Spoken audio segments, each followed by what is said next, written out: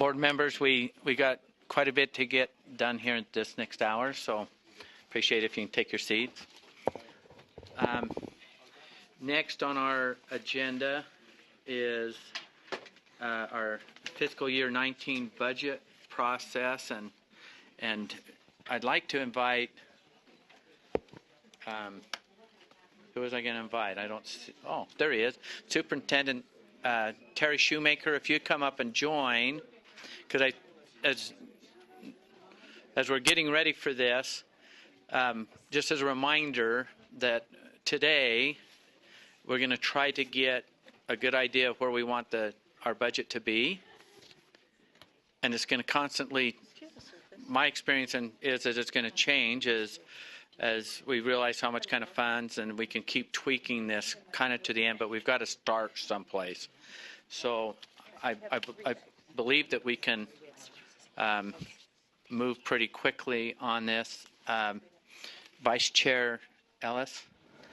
I'd like to make a motion that we open up the state fiscal year 19 funding guidance.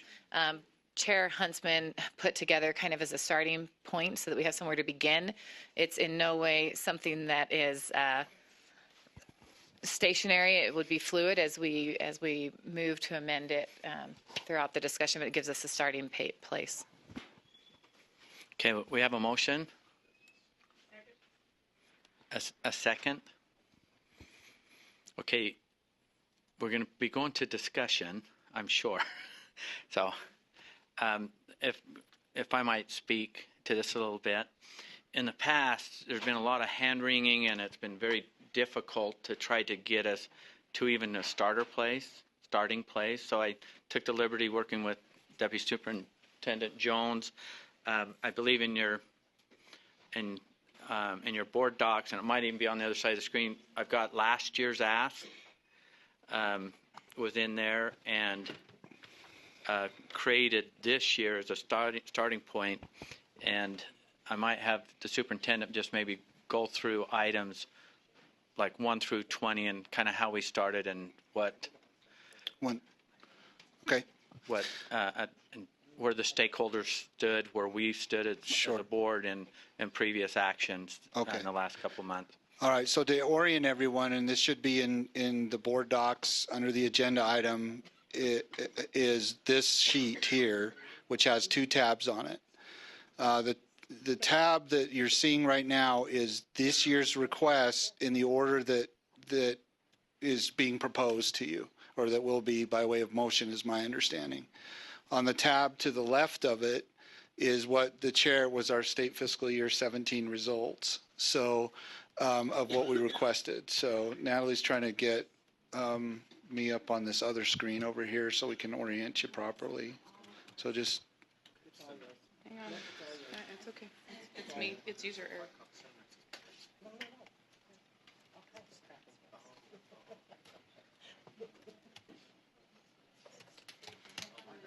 Yeah. These are the USBs.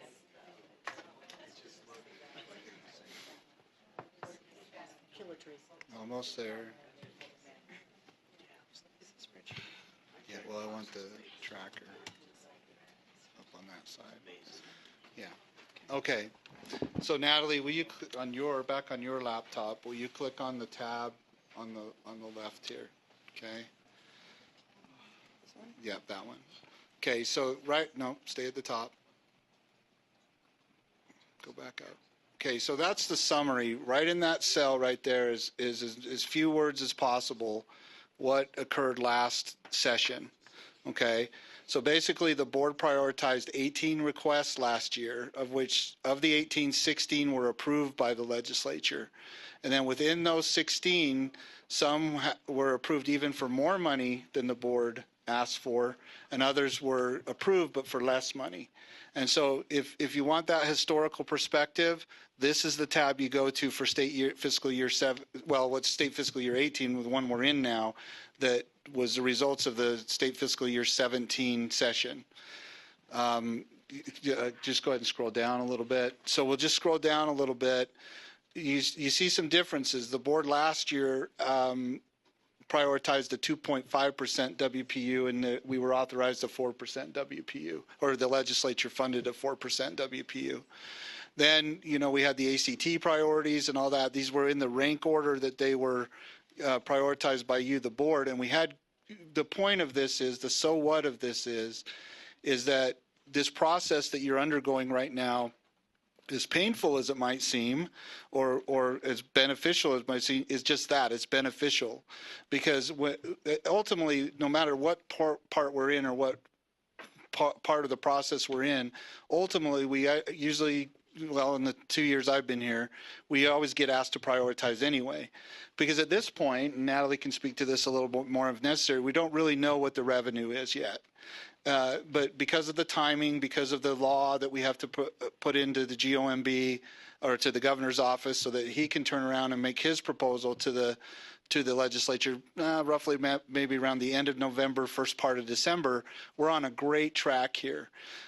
We've had 5 months to look at the business cases and all that, so that's supportive. Now, there's going to be a few ads here, but let me just orient you to it. Any questions about the results from last session and this process that we took last year that seemed to result pretty well? 16 out of 18 requests.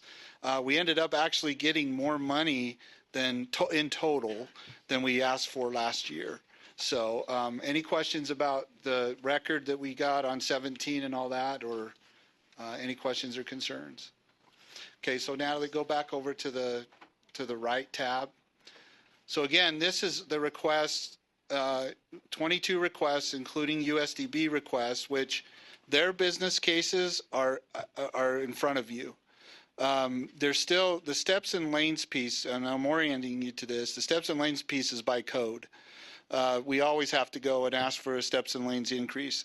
This is an unusual or high amount this year, so the staff is actually looking at this, so that dollar amount may change on that. But by code, we have to always go to the legislature with steps and lanes. So the reason why I bring that up, or the so what of that is it's important to rank it or to prioritize it, of course, but again, where it's the law that we have to present that anyway, just consider that. Then I'm not sure if Superintendent Coleman is here yet. Yes, he is. Okay, great. The other IFR, the increased funding request, is in front of you as well. So there's the steps and lanes, and then there's the increased funding request. Another ad that just recently occurred, let's see, no, that's me. The POPs. Yeah, so we're going to hand you out the POPs one, which if you look on on the screen to my right, it's in there. It's kind of down towards the bottom, I believe. But this is another business case that we just received last week on that too. So I got to scroll down. You got it. Superintendent Jones, why don't we invite Superintendent Coleman up here just in case, so once we get into this, that Sure. we're ready to answer any questions. Slide that over. Okay. Here's the other thing that you need to know for your benefit too. There was other business cases submitted. So now I need you to look at the screen to my left. Okay. So there's the JLC voted and board levy floor, the special education UPIPS compliance monitoring specialist, and the draft teaching and learning driver's education. These will not show up on 1 through 22 because there's no funding requested of them. But we will track these as part of the process to do that. So there's no need, it's not necessary really to prioritize them, other than just to know that they are a priority because we will be discussing them further. If you have questions about the voted and board levy floor, Superintendent Shoemaker is to my right. Board Member Hanson. So I'm a little confused because last month that we voted to have several things be priorities, like 4 or 5 of them, and I don't see them here on this list as priorities. And so why aren't they here? They're all there. They're all there. The ones we did, my understanding is there was no vote to prioritize last year. You voted to approve them to go forward. We voted to make them a priority. There were several that we voted to make a priority. But not by number though. But not you by didn't number. We say, didn't number them. Priority on but it. there were Yes. only like 4 or 5 of them, and Okay. then now we have a list of 23. So I'm confused. Those are not those are, all of those weren't on our priority list. No, they're not. No, they weren't. But that's what we need to do today. Is if you don't want to prioritize them, you don't have to prioritize them. So, no, But so yeah, my go question ahead. is, what about those 4 or 5 things They're we up did there. last Yeah, time? let them. Yeah, Go ahead. Let's go through them and Yeah, if you 'cause would, I'm- and you'll see them there. Okay, so back. Let me orient you back onto Natalie's sheet. That's the screen to my right. Okay, so the ones that you prioritized but didn't necessarily give a number to were the dual language immersion, the Beverly Taylor Sorensen, and all that. So if you scroll down, Natalie, on that. So, yeah. There it is, 11, Right. 12. So they're all in there, but these numbers that are on this side, that's what the purpose of this is to move them around in rank order. So they're on there. You approved them to go forward. But yes, we added the other ones on here too, because we have to move them around to make sure that we know what your priority is. Just like we did last year where we had 18 of them, you rank ordered the 18 of those. So just one sec. Board Member Stokes. And this doesn't have to be done right now, but we ranked the 18 last year. Mm-hmm. Could you tell us at some later point what ones actually got funded of our 18 that we had ranked? Yes, sir. Is it up here? It's in the summary sheet. Okay. Yeah, 16 of 18 of them were funded. We did it at the end of the session, and it's on your tab right there. This one right there, sir. So go back up to the top. See, that's that note right there. It's just, we try to keep it as brief as possible, but we told you of the 18, which 2 weren't funded. It was the elementary counseling pilot and the USDB pupil transportation request. So you have them currently ranked how we ranked them, right? Correct. And then where Last are the 2 that didn't get funded? They're in there. They're so if you scroll down, go to find the elementary counseling pilot. So it was number 11 and It was number 11 last year. and The USDB pupil transportation was a little bit further down. So both of those were denied. Both those requests were denied last year. and did they fund them at I guess that's also on there, what level they funded them at. All right, thanks. Correct. Hidden, right? So Yeah. Well, no, that's okay. Don't mess with it. Just keep it there. So if you look if you look on yeah. Okay, let me see your hands.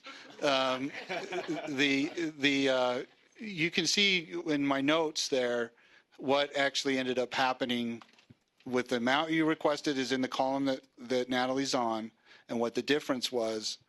So if it's 0, then we got what we asked for. If it was a negative, we got less than we asked for, and if it's a positive, it was more. So.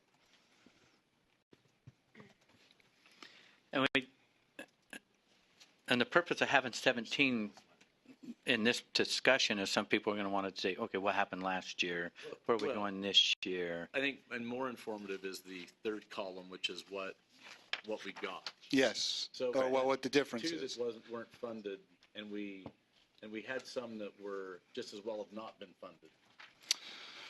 Well, all of them were funded, and in some of the requests too. So, well, for example, right off the top, the board last year prioritized a 2.5% WPU increase, but we got 4%.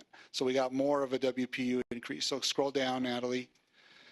And you can let her use see, her hands. I make the notes where I say, we got it approved, but So we got number- it approved for less or more funding.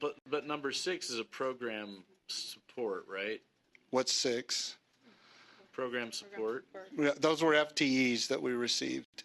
Well, That was the title of the request, and we got funding to hire more people, 500. But basically, that was a reappropriation too. So we got what we asked for okay, based on that priority. I think he's that changed. All right. He thinks this means we got 0. No, so the difference is whether we got less or more than we asked for. And when we put this, if I might speak to the motion that's here, is the purpose to have that 17 is to help with our discussions as we're doing the next year, with an emphasis on spending time on 18s. And the motion that's before us is this list with the ranking, knowing that To the other tab. that this is just a starting point, and it's up to this body to say, hey, I want what's ranked number 7 moved to 5 or something, and then it's going to be a little bit, it'll be kind of an interesting challenge, but it'll be pretty difficult. Now, there's some history that I think it's really important to know, that as we start on those top few rankings, maybe superintendent can talk a little bit about them. And I think the history is pretty important. Is yes, you got to fund growth, and that's like a number 1 priority. Then here's our number 2, here's our number 3, and so those kind of become like sacred cows. And then a lot of the work happens under those top few, is really what is at the board's pleasure for ranking.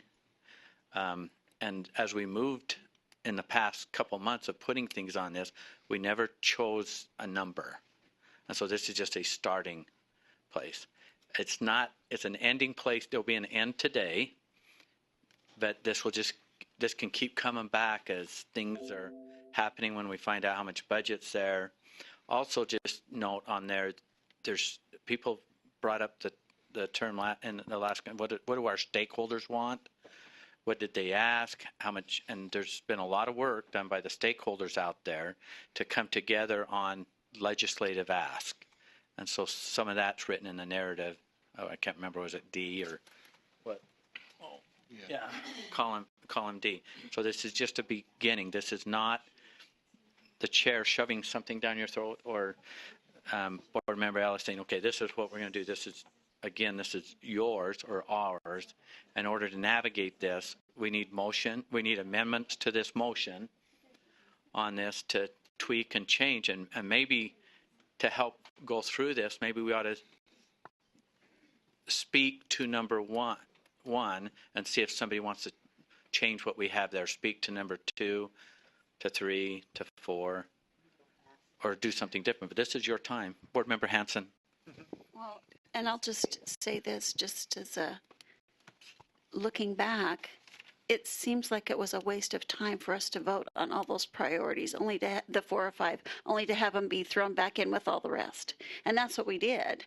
And so, I mean, that's okay if we're going to say what we did in the last month really didn't matter. But, there were 4 or 5 that we already voted on, and the rest of them, it just got added back into everything else. So, anyway.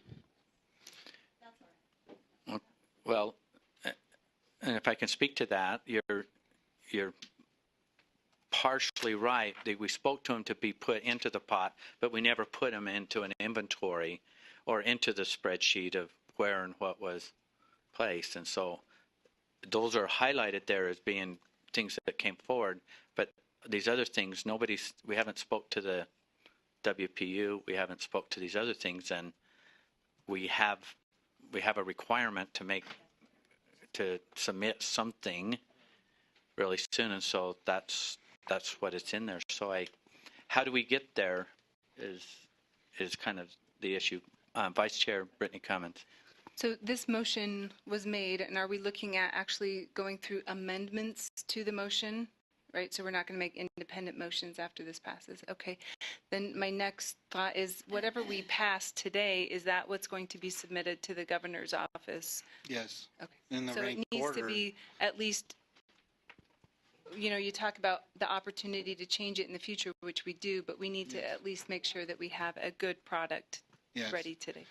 And what this does is it sets us up so for good going into the legislative session, because my understanding is last year's board members felt like legislators will say, well, you have this request for this, where is that on your priority list, or where that, we're well ahead of the curve. It's okay. It's just, if we get your priorities and all that, then the revenue comes in, then we'll meet and we'll talk and see what, we need to prioritize then. But we have to have an initial lead into both the GOMB process and the legislative session so that we can represent your intent on what you want to prioritize or see funded first and foremost.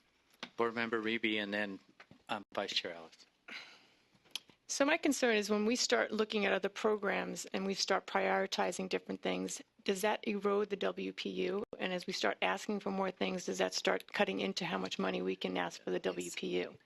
Because I'd rather have a higher WPU, give our districts local control, give them more freedom, Okay. give them more support, than ask for lots of different programs and start eroding how much money Right. the WPU is. So Right. that's my concern. Okay. And as I look at this list, I'm sorry, I really can't distinguish from a whole list if I want to do one thing more than the other. If I can get a WPU, then it almost gives me the ability to do all of them.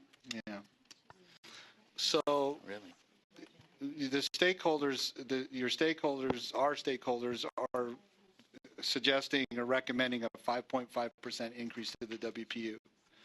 Once we know what the revenue amounts are to support the funding requests, then we can, yes, if you want a 5.5% increase, depending on what the revenue is, which comes later, it may mean that we wouldn't be able to fund some of the other ones. That's why we do this, though, is if your priority is a 5.5% WPU, then that helps you as decision makers know which other ones to take off because they're lower on your priority list. Does that make sense? So if the 5.5% WPU is your highest priority, and that's what you want to see, then when the revenue comes in, depending on how much 5.5% of that revenue is eaten up, then it cascades down to where you on that too. Does that make sense on that? So, but I can't give you what I don't have yet, and I don't have the revenue amounts. But we're just trying to get ahead in this process so that as more information comes in month after month and leading into the session, you all have the great situational awareness going in. May I have a follow-up? Yes, follow up. So as I look at 5.5, I think that provides the most continuity for our school districts, and that should be our highest priority, and funding growth. Okay. And if we can push that and say, right in this tumultuous time, to have as much continuity, as much stability by having that amount of money is going to help our schools.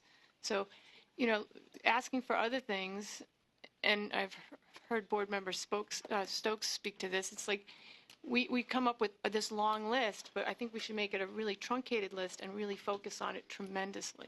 Okay. Okay. Thank you. Vice Chair Ellis. I agree with what Kathleen is mentioning about not picking and choosing. I mean, it's been mentioned by other board members that sometimes we put things out there and it gets shredded anyway. It's good to know that 16 were used last year. That's good information to know. So the purpose of the motion was so that amendments would start being made. So if you would like to see the WP as a priority, then you make a motion to amend the motion to put that as a top priority. And that I think helps us with a starting off point so we don't continue just to go around saying, I don't like this or I like this. Let's make some action happen. Vice Chair Cummins.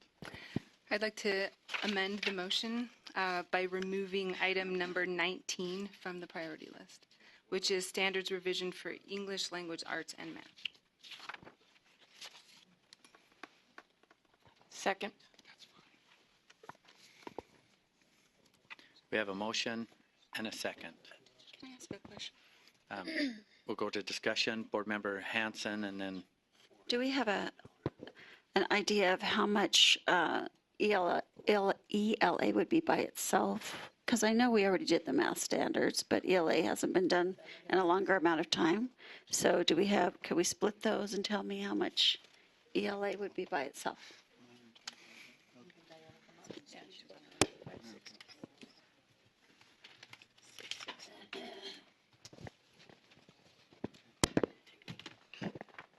So it would be a little bit less than half. The details, I believe, are those available to the board, Scott, from the business case? Within the business case. So yeah. within the business case, you can see all of the details of the breakout for language arts and for math. These amounts are full of a full and complete revision.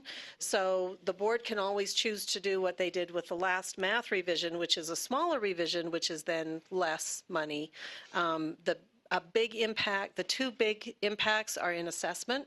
So the less the standards are actually changed, the less impact there is to assessment, and also in professional developments to at the LEA level.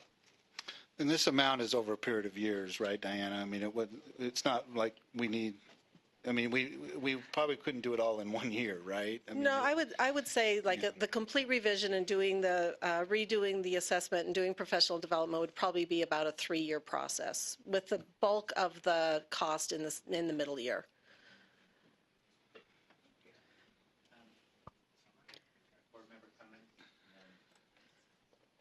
Board member comments. So for the past 2 years, the public and the governor has asked us to look at our standards and to revise them. These are Common Core standards. And the math revision was, like Diana has mentioned, was very minimal and was not the overhaul that really needs to be done. Utah is one of 2 states that do the integrated math. And it's caused enough of a problem that I think it needs to be looked at. With the ELA standards, I have shown proof that we are 95, if not 99%, word for word aligned with the National Common Core standards. To say that this is just Utah core standards is not true.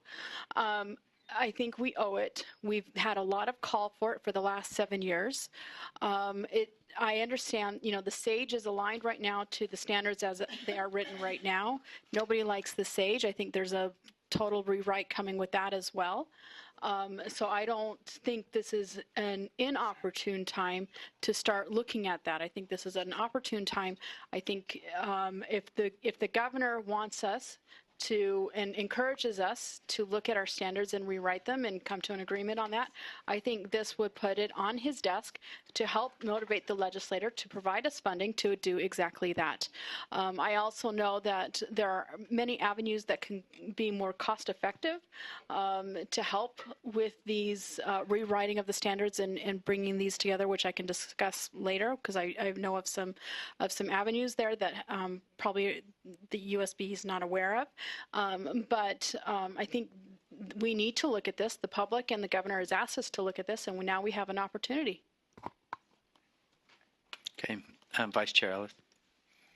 I'm trying to compose myself because a topic doesn't fire me up quite as much as this one, because these numbers are very frustrating to me because I am trying, but I'm like, sorry. And it's very frustrating because I came into this office starting in 2012 and was told that there was no money associated with these changes. Went to the governor's office, asked for independent cost analysis to be done, spent hours upon hours upon hours talking to people. And so it's so infuriating to have these numbers come to us. And instead of listening to the public who are rejecting this notion outright across the nation, we're blaming it on lack of proper teacher development. And I call a sham on that because it's not exactly what happened. The fact is people are upset across the country and across the state at what we're doing to try to nationalize education. And I cannot stand for this. And so I completely disagree with these numbers. And I think that we need to look at them from a more appropriate angle instead of trying to say that the reason why something failed was because of lack of professional development. That is not true. The people rejected this notion. Okay. Board Member Reeve, and then to Vice Chair comments. I appreciate the opinions of my other board members, but we have a lot of people who participate in SAGE, and we have a lot of people who are already using the standards. And I think as a teacher and people that are actually using these standards, we would probably prefer not to see them rewritten. We get used to them, we work with them, so if we could spend money someplace else, that'd be great. As far as the SAGE test, every test we've ever had, people have had problems with it, but we do still have a large percentage of our population taking it. So for me, to revise these, I would rather see money being spent someplace else. Thank you. Okay. Vice Chair Brittany Cummins. And I would just like to share that there is other voices out there that have also contacted me and say, please don't change the standards. And so there are multiple opinions on how to go forward with this. And so that's why my motion came, is to not. And we always have the opportunity to look at standards over time. And so if we have somebody that comes and says, you know, here's standard 4.7.2.3 and says, can you please revise that? We have that opportunity every day, every month in our board meetings. So. Board Member Stokes? So I would like to address this in a little bit different way. I think this is something this is a very large number, 368,900,000. It adds up probably to more than everything else besides the weighted pupil unit on the list. I think this is something that the legislature has to make a decision on. And I don't think we should be the ones making this decision. We've put the numbers together. We've done the work to do that, but I would hate to see that number damage all the rest of our numbers up the line. So, you know, in saying that, I'd move the previous question. Move to what? I'd move the previous question. She has a motion. Okay, which is we'll take a vote on this. It's to end debate, right? So all in favor say aye. And debate. End debate, thank you. All in favor say aye. Aye. Those opposed? We have one there. Okay, motion passes. Okay, so now we will vote on the amendment to remove line item 19. All in favor say aye. Aye. Those opposed?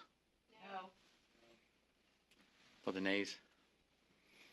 Could we have a roll call vote on Roll call vote to remove. that?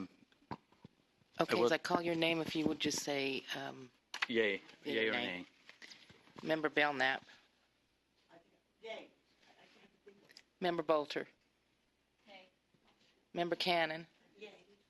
Member Brittany Cummins. Member Lisa Cummins. No. Member Ellis. No. Member Gravitt. Yay. Member Hanson. Yes. Member Lear. Yes. Member Nielsen. No. Member Reeby. Yes. Member Stokes. Yay. Member Warner. Yay. Member Wright. And Chair Huntsman. Yay. Okay.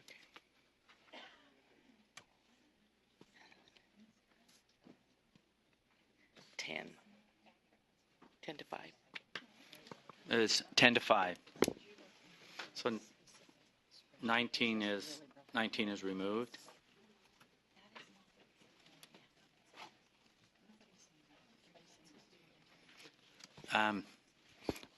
Vice Chair Brittany Cummings.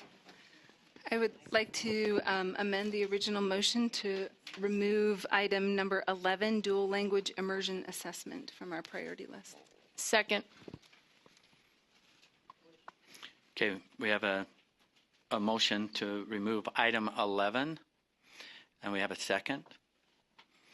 Any discussion?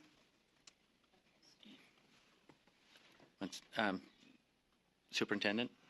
Yeah, I think, Natalie, this might be something that can you clarify that we have the assessment in place. We just haven't had it's a funding issue, but the assessment, I think we talked about this last time, whether it was required or not, and it's not required. It's not a state required assessment.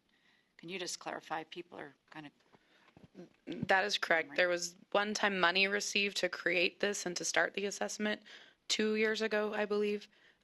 We don't have an ongoing funding source for it, and so if this was not funded, we would have to decide whether to continue to use other office resources or to cut the assessment. Okay. Board Member Belknap. For clarity, Natalie, if you know, is this the Apple test or is the AP test?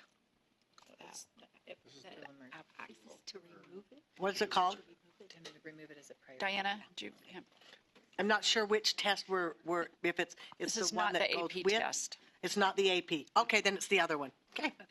Okay. I have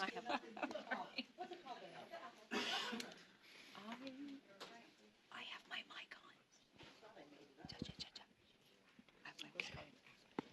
Okay.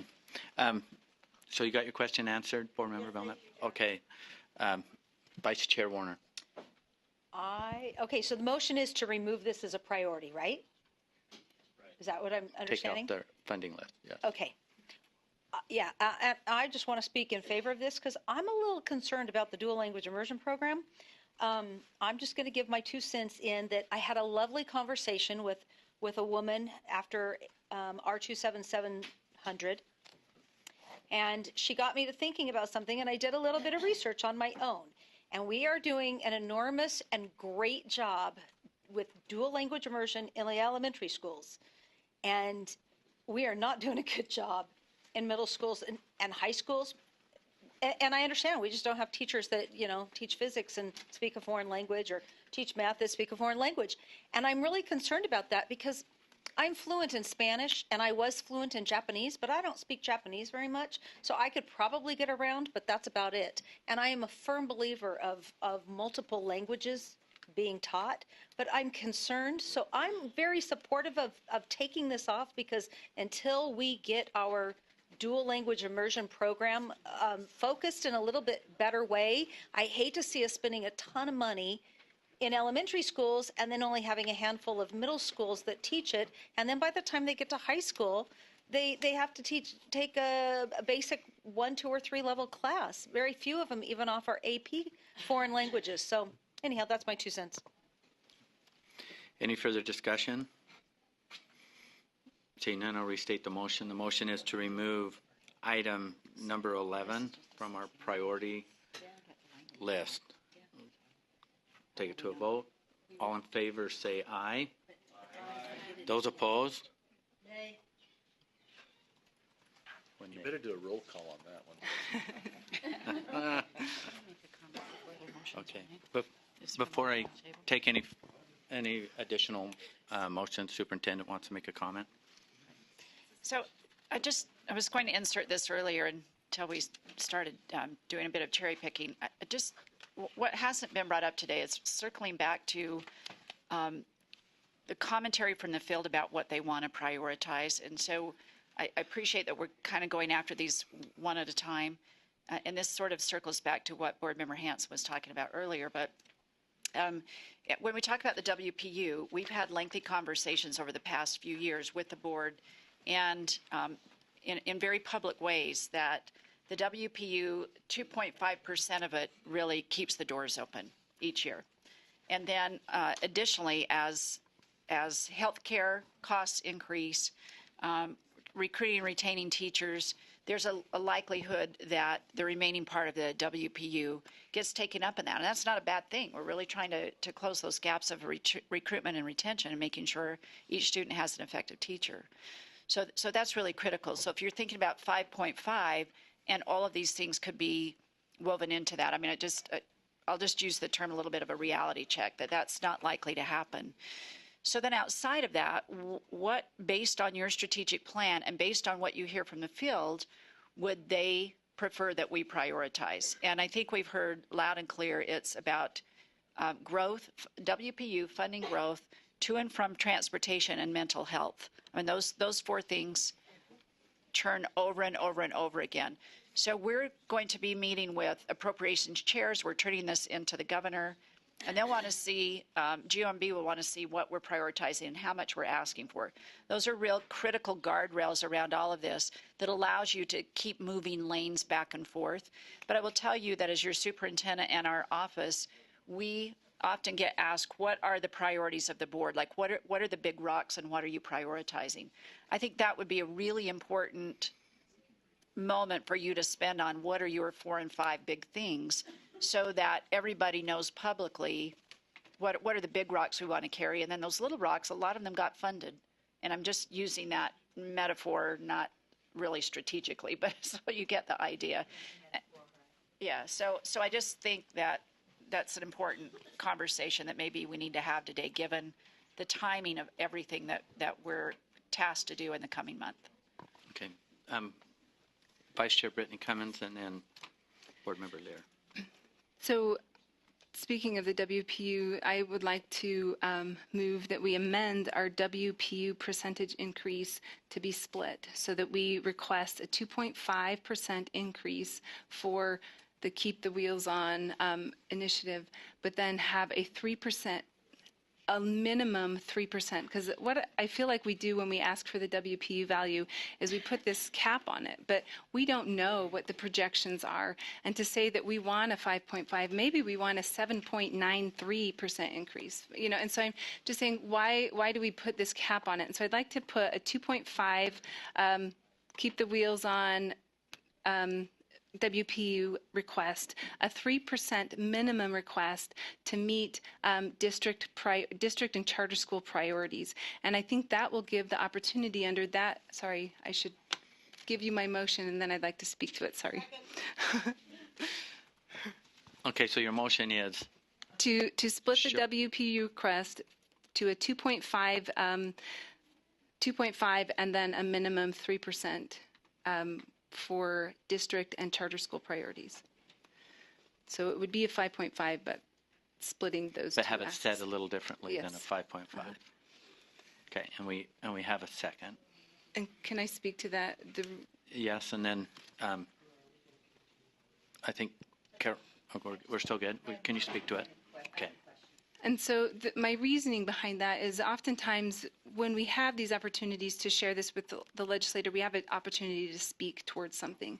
And if we have a 3%, a minimum 3% increase for local board and charter school priorities, it gives those boards the opportunity to talk about what they would use that 3% increase for. What is it that they would do, and would it meet the need, how it would meet the needs of their local students? And so it opens up the opportunity for that conversation. Okay. Board Member Stokes. Well, your light wasn't on. Hers was, and so I just picked it up. Board Member Lear. Age before beauty, Spencer. I got to think about that. Okay, board Member Lear and then board members. I had more of a question. First of all, and this goes to Spencer's earlier point.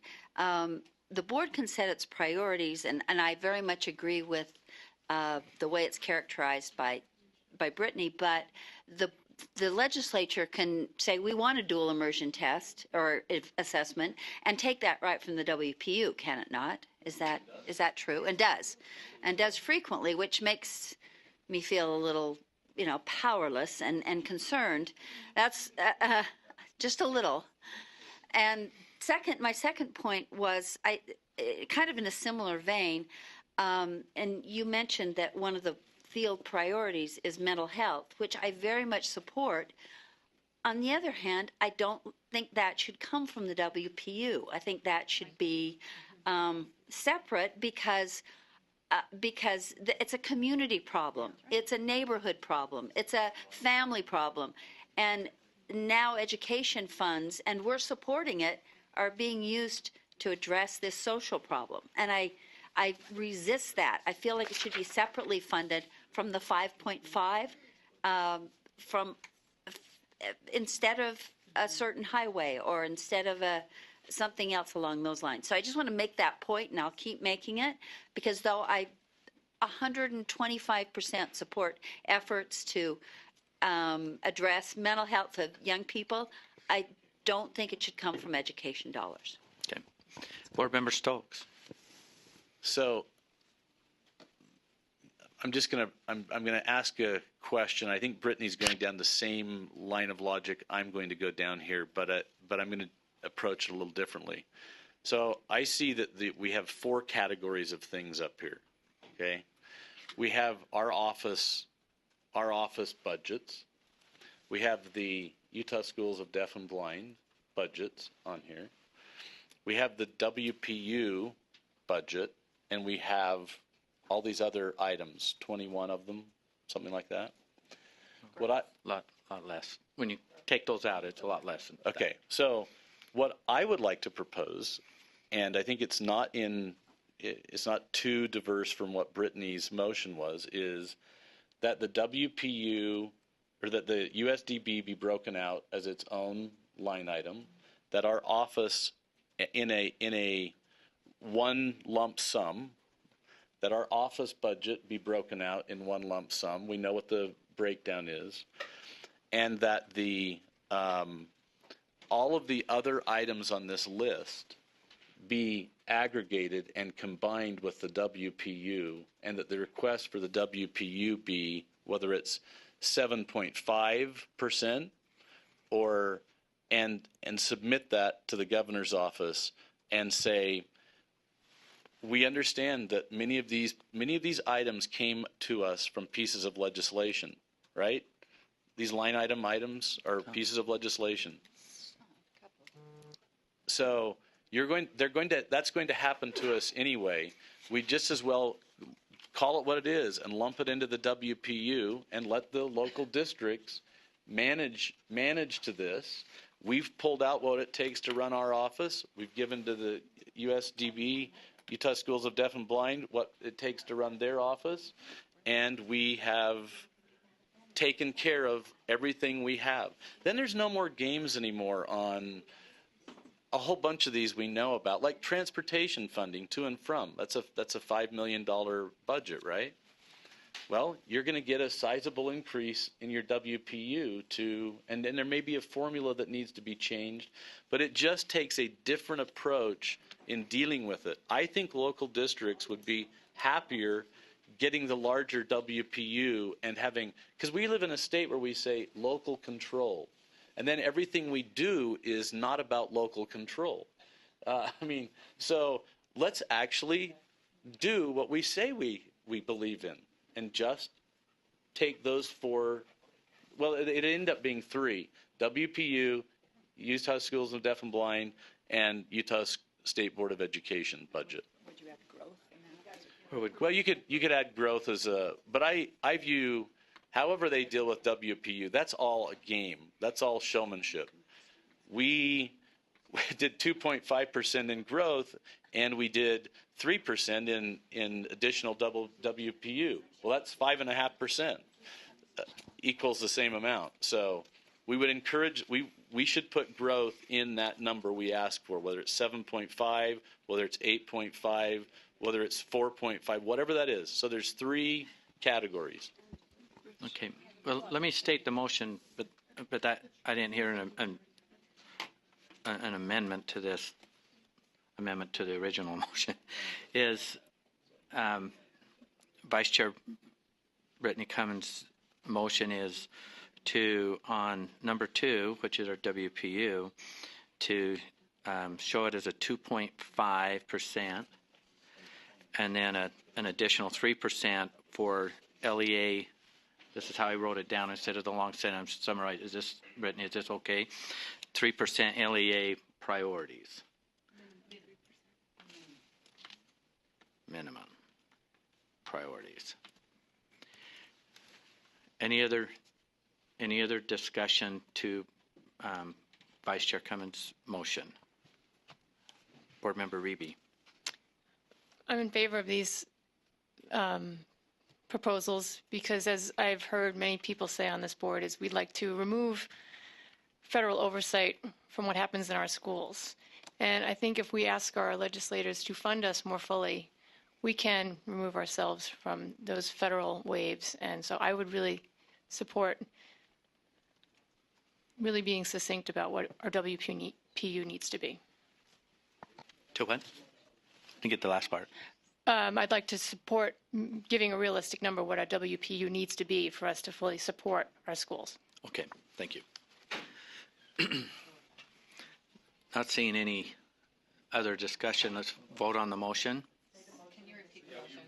Brittany's expenses. Yeah, which one? No, this is Brittany. Oh, This is Brittany's. I didn't it's make only the Brittany's. He I'll didn't. come- He I'll didn't. come back. He's going to come back. It has nothing to do with Spencer's.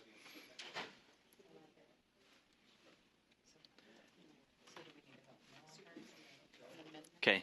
Chair? Yes. Yes. Okay. Before we vote, let's. Superintendent, do you have a comment? I do. Okay. I don't know if it's appropriate before or after the motion, probably before, if that's okay with the board. Well, that's why we invited you to the table. You've been a part of a lot of stakeholder groups. Work? All right, Terry Shoemaker. I represent the School Board Association and the Superintendent Association.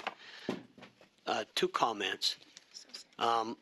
Having met with several legislators recently on our proposals, which you have in front of you, and those it's enrollment growth, the WPU value increase, the leeway, et cetera, NES, pupil transportation, all of those right there, those first five come from our Joint Legislative Committee's proposals, which represent every school district across the state and voted on by our delegate assembly, which had representatives from every school district across the state.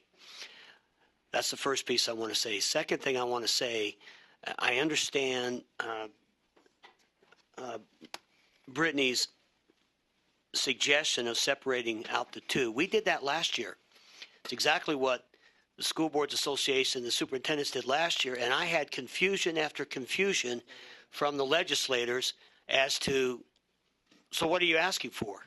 That came up over and over and over again. I wanted, not that I'm against what you're suggesting, I know you're going to have to explain it more so than what's the total, what are you asking for? So that's my caution here. The fact that she's suggesting a minimum 3% is something, of course, we would be very, in addition to the 2.5%, is of course something we would be very in favor of. But we found in splitting it, bifurcating it last year, that actually was very confusing to many of the legislators. And I just wanted to make sure you knew that before you voted on the motion. Your idea of saying 5.5 may not be enough. Of course, we would support something beyond that. We get that. But I wanted to make sure you understood that that was our experience last year.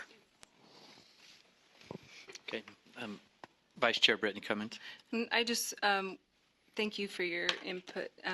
I hadn't considered that. One of the things that I do want to say is, as we look at this, as Spencer's comments, is that some of these things that are here cannot be wrapped into the WPU. Their calculations won't allow for it. Transportation to and from doesn't apply to all schools. NEST school funding doesn't apply to all schools, et cetera. And so so just to oversimplify, not to say that, but it is somewhat an oversimplification of the process to say that we could just throw all that into the WPU.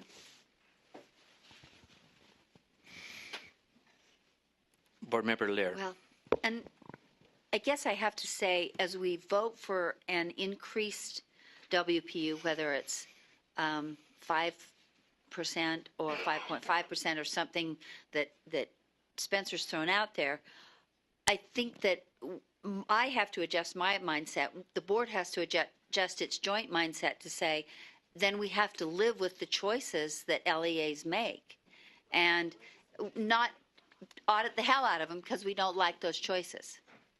And certainly the legislature is part of that. But I feel like we have to honestly honor those choices. And I also agree with Brittany's most recent comment. I look up here in Regional Service Center funding, which I fully support, isn't really a WPU item as such. So I think there's some complications, but I also think we've got to consider if we're really going to live with the choices that LEAs make.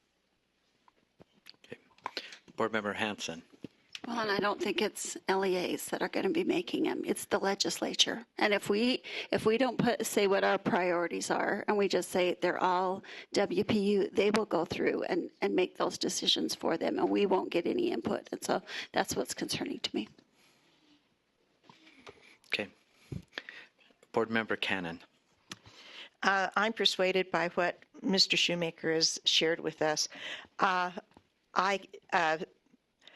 think that we would be best served by going forward with the 5.5% WPU because it is easier to understand by legislators, and also it puts us in alignment with what other educational entities have been supporting. And I think there is a benefit to us moving forward as an education coalition, moving forward, all supporting each other with the idea of that increase. I think if we split ours, that's going to just complicate the issue. Did you have another one? Sorry, yes. Okay. Vice Chair Brittany Cummins. So I too have been persuaded and will be voting no on my motion. However, I don't think I can't, so that's why. No, it's on. No, it's been put in second. No. However, I do think would like to look for maybe another motion that would add the word minimum into that 5.5% increase. So. Okay. Well, okay. Vote and debate. All in favor say aye. Aye. Those opposed? Okay, let's go to the motion. All in favor say aye. Oh, the motion was to under line item 2 to on the WPU change it to a 2.5% increase with a minimum 3% for LEA priorities. I believe I've got that right. All in favor, let's see. All in favor say aye. Those opposed? Nay. Okay. Motion doesn't pass. Board Member Stokes. I would move that we have 4 categories. Number 1 is a combination of 2 items, which would be WPU and growth, that we calculate that and come up with one number, percentage, that we break out the USDB budget and come up with a number for that, that we break out the USBE budget and we come up with a number for that, and that we separate out all the regional services and we come up with a number for that, so that we are dealing with essentially 4 items, but one is a split item. So the first one would be, so I'm explaining my motion now, because I see some weird looks over here. First one is a WPU percentage that we want to ask for, but it's divided into 2 separate categories: a growth number and a increase number, and that becomes one number that we ask for, so as not to confuse anyone. That we have a separate number for USDB budget, separate number for USBE budget, and then a 4th item, which is the regional services that we have, that number be separated out. And I know there's the busing, which is $5 million, which is going to be allocated differently than WPU would be allocated. But in this motion, I'm asking the staff to come up with that formula, what that looks like, and then we can present that maybe this afternoon. But that would be what we would submit to the governor. So it'd be simple. It gives a lot of control to the local school districts. It says exactly what USDB needs. It says exactly what our office need is to run our office, and it says exactly what the regional services are that are divided up differently. And then we're ready. We're ready right now. Well, fantastic. Let's see if my motion passes first. Okay. We can do. Okay, we have. If it passes. Well, we have a motion. Do we have a second? I have a second and a talk to it. You're seconding, and you're the second. Yes. Okay, and I have speaking. a question as well. Okay. Right. I don't know if this is to Spencer or to Scott, but Spencer, in yours for the USBE office, then they would take their business plans and they'd put that in and add that up of all the business plans that were put in. That would be part of this here. And then are you keeping NEST funding and regional service centers in one chunk, or are you not NEST funding? That's going to be determined by okay. All right. Scott says. Okay, thank you. Thank you for clarity. We would keep the integrity of the titles, but put them in that category. So what Board Member Stokes has done is provided categories, and then we would put them by name in that category, which would be regional. Board Member Hanson. Hi. And then Board Member Lear. So again, I think that, first of all, Spencer knows a lot about it. He's a lobbyist. He's at the legislature. He works at the legislature, so we need to keep that in mind. Okay, so I also want to let you know that though that sounds good, the legislature is not going to give it all in the WPU. And by saying that we want it all on the WPU, then we give up our priorities. We are not setting any priorities. And so that's allowing them to make all those decisions without our input. And so last year we got all of the things funded except for 2 that we wanted as part of our priorities. I think we need to show what our priorities are, because they're going to ask us if we put it all in the WPU, then they're going to feel free to do whatever they want without our input. Okay, Board Member Lear.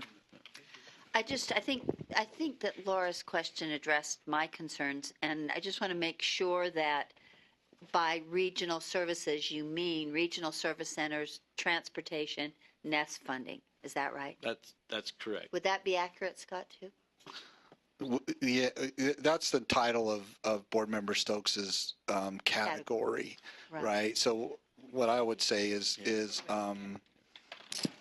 yeah, they can be in there, but we would keep the integrity of the names. Like we'd say NEST funding, we'd say. Because the way they're distributed. Yeah, is we'd so say non-WPU.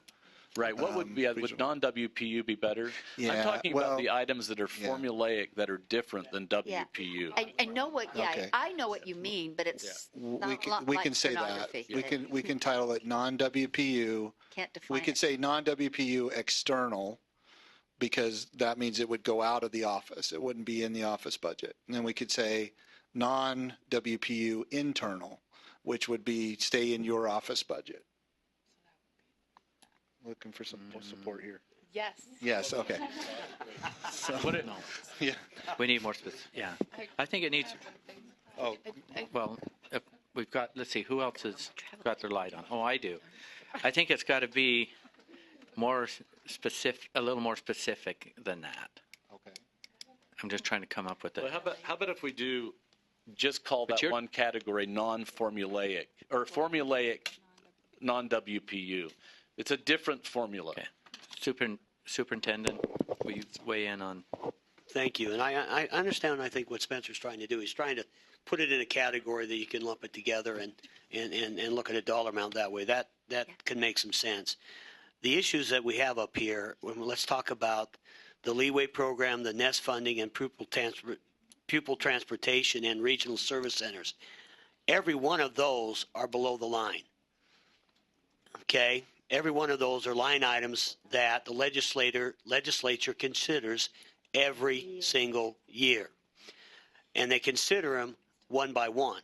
So when the Appropriation Committee meets, they're going to talk about the Leeway Guarantee programs and how much money is needed to continue the guarantee. We're asking them to expand that by taking the basic rate and setting a floor for that and let that happen and let that grow so we can continue to grow the guarantee program. NEST funding is also below the line item. Okay, again, and it does have a formula that's instituted here at the State Board of Education. Pupil transportation is formula driven too, but again, that's also created through rules here here as well as some in state statute. The point I'm making is that you cannot ignore these one by one when they actually happen on the Hill. That's the point. I understand. I think he's trying to create categories to consider the budgets in that way. I get that. But don't forget the fact that every one of these and the purposes for every one of these is to increase equity and provide greater opportunities for students to succeed across the state. Vice Chair Brittany Cummins, and then Board Member Lear, is your light on for a comment, or it must be just on? Okay. So I'm going to speak against this motion. Thank you, Spencer. But I like the intent of it. But I think what he's trying to do is saying we want to prioritize the WPU first and foremost. But in the end, it really doesn't do that. If we have these non-formulaic, I think we can identify them, put a star next to them, color code them, whatever. But your motion would actually reduce our ability to prioritize within those categories. So if we have non-formulaic below-the-line items, if we want to and I'm not doing anything, I'm just using words here. If we say we want to prioritize NEST over regional service centers, then we wouldn't have that opportunity if we lumped them. But that's exactly what I'm saying, because we know that we're going to get those, right? We know the legislature, and for us to sit here and to debate if number 6 should be above number 3, in this overall budget, it doesn't make a lot of sense.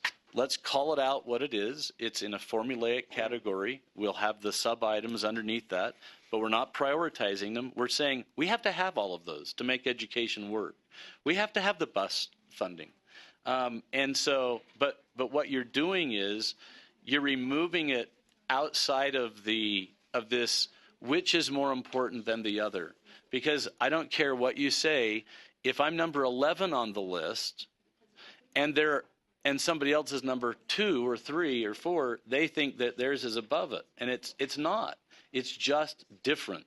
And these are 4 simple things that are all very unique and different that have items that can be put under them. And it will also keep our commitment for local control. And if the legislature wants to break out local control, then they can be the ones that make the determination that they want to do something other than local control.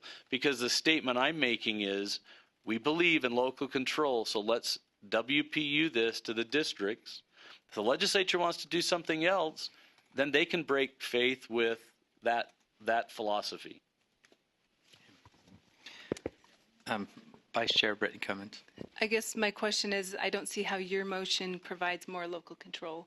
It's just a semantics as far as this. And so it's how do we communicate to the legislatures, what it is. And I'm open to communication modes. How do we best communicate it? But this motion doesn't actually change the WPU value. Yeah. It doesn't change local control. And I have one last question as far as the idea to, this is my mic, to lump together the WP and growth. And so I'd be curious about that particular thing, because they're separate things. And if we lump growth, because growth is you calculate growth based on number of students and the current WPU value, correct? And so if you're lumping them together, they're 2 very separate things. And so I guess I'm curious, you can't come up with a number unless you say, here's growth and here's an increase in WPU value percentage. Anyway, so.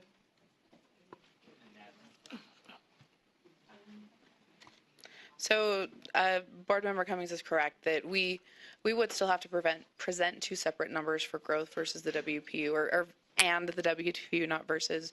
The other thought that's running through my mind is I understand the request, and I think that we're almost there. There's a couple of little clarifying items that I would need to ask.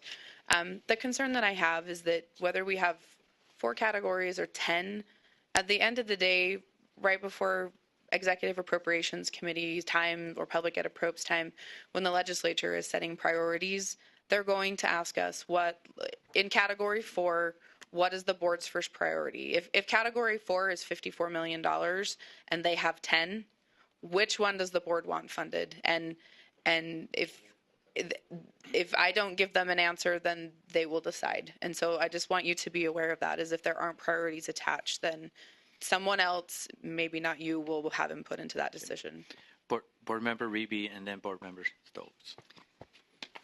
So I'm asking for clarification from Board Member Stokes. The first category would be the WPU, and then the next category would be stuff that's already in statute that has a formula. So that's going to be funded, right? So my kind of question is, when you fundraise in a school, do you prefer to get, hey, give me $100, or do you prefer to have 700 little fundraisers? So there's a lot of success in just asking for one big lump sum. And if we are going to break it down into little pieces, then we're constantly asking for money. And I think that would give us time to take the big 2 chunks out of the way and then prioritize below that. And I do understand the subcategories, but part of me realizes that there is going to be a certain amount of money that's going to be spent no matter what. So I don't. Does she have a question? Was that your question, and you're asking that? So my question is, we do have 2 chunks of money that we pretty much know already. The WP is the money we're going to ask for, and then the second one is all stuff that's in statute that already has a formula attached to it, right? No? No. Oh. Well, that's not what's being. Isn't that what you said, though? Well, there is that formulaic, and I'm not saying that this is this is a change. This is actually kind of a massive change. And the massive change is we're saying to the legislature, we know that you fund these items. What we're saying to them is we would like you to fund this category. And we, shockingly, who are elected by the people to run the State Board of Education, are going to decide, based on that number you give us, whether, if you just add these four, leeway guarantees, NEST funding, pupil transportation, well, let's just add those two. Or those three. That's $20,500,000, right? Those would all be in this this formulaic category. The legislature is always going to come up with a number. This is what we have. This is what we can afford, and we're going to give you $12 million. What I'm saying is, if it can't be the local folks doing it, I would rather have us say how we're going to split up that $12 million in those formulaic plans.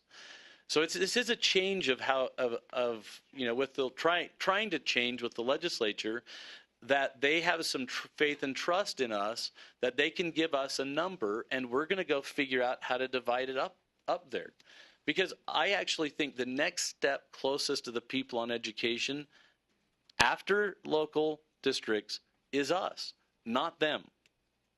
Because we're in the trenches and we're doing this every day. So it's a shift in, I know it's going to be mind-blowing to them. You really want us to give you one number and you're going to go decide? Doesn't seem right to us. But I think it is more local control, and it is in the trenches. So I'm not saying that they're not going to, yes, in our formulaic category, there's going to be line items in that. But we would like to have the leeway. This is what I would pitch to them. We'd like to have the leeway for you to look at each of those line items and come up with a funding number for that formulaic. But let us deal with that. Okay, Vice Chair Ellis and then Hanson. Comments. I like this proposal, and I also would like to make anyways, just put it out there that we don't have to have this completely formulated today.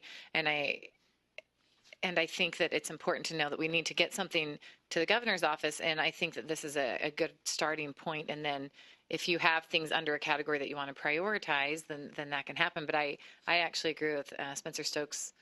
Let's push for more local control. And one thing that I'm concerned about is as I've been going to like the USBA meetings, and they're pushing for the 5.5 WPU increase, but then at the same time we have people talking about increasing it for with the argument that we're going to reduce federal strings. But what I'm hearing as I'm going out listening to the commentary from at those meetings is they're looking at new programs that they could implement. And so I think that we need to be clear on what we're asking for with an increase, and is it for new programs, or is it to help eliminate strings attached at the federal level? So for me, I know which way I lean, and I know which way other people lean, and so I think that that's a debate that needs to be had also. Okay.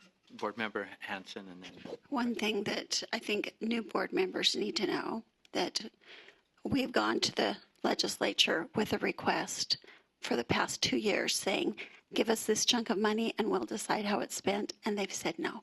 So it's not like it's not been tried. We've tried it every year I've been on the board. So. Board Member, Vice Chair Brittany comments, and then.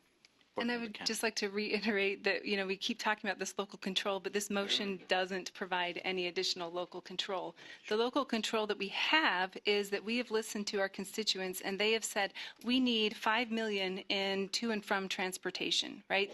That is what they have said. If we lump it and then bring a decision later, then we've reduced the local control. This is our opportunity to use a number based on information and data and say, this is what we need. It's a specific request based on local control. It's not, if we need something in the WPU, I agree entirely that the most money up there belongs there. But these are specific programs that don't belong in the WPU. And so I'm not talking about other random programs. That's a totally separate conversation. But these programs don't belong there. And so if we lump them and we ask for a specific money, then we're actually muddying the water, becoming less clear and reducing the amount of control that we have right now in our ability to propose this budget. Board Member Cannon. Yeah, I agree and support Board Member Cummins' comments. Having gone through these legislative sessions for several years, I think that if we throw some huge kind of a change into the works, that the legislature is just going to ignore us, and I think we stand to be really harmed in terms of the funding that we do get. So I agree with Linda Hansen as well. I think we should move forward with the way we've done it, which is hard enough to understand anyway, and not throw any wrenches in the works.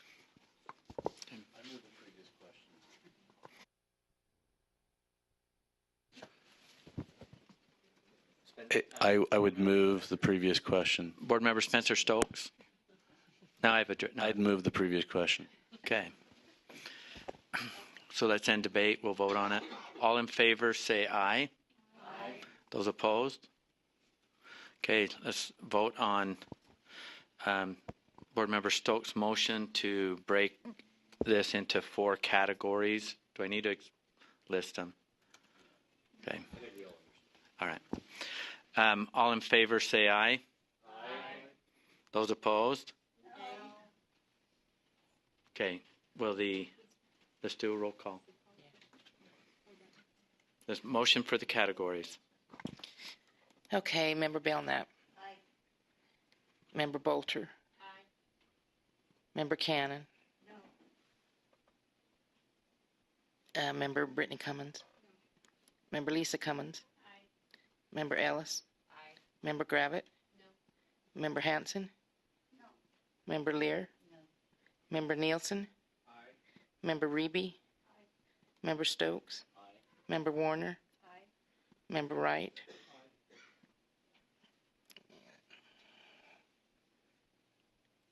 9 without you. What's that? 9 without you. Chair Huntsman, sorry. Oh, so I don't have to vote, do I? But I don't mind. I'm a nay. Okay. So we have 9 yeses. Mm-hmm. Oh, motion passes. Board Member Stokes. So with that in mind, could we have Scott and team build out what that would look like and bring it back? So maybe this afternoon or. Yeah, I would be glad to bring it back if we have time. Hopefully, we'll have time. We will squeeze that in. Okay. Is there any? So it probably wouldn't best serve us to take any more action until we see what that looks like. So.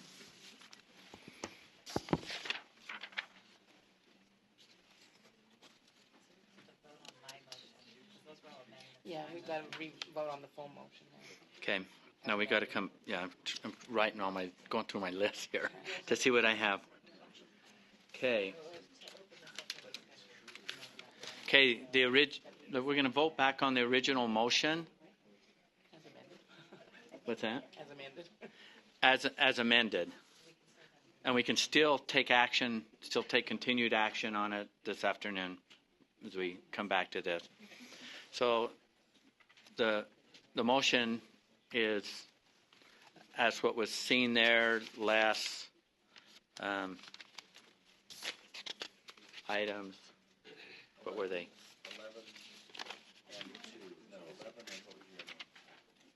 11 and 19. Yeah, I think it's 11 and 19 out. So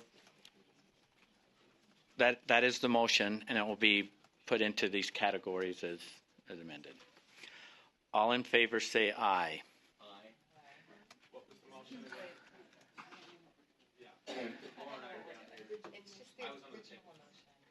Okay, the motion was, we had the original motion that's been amended to remove how many items? 2.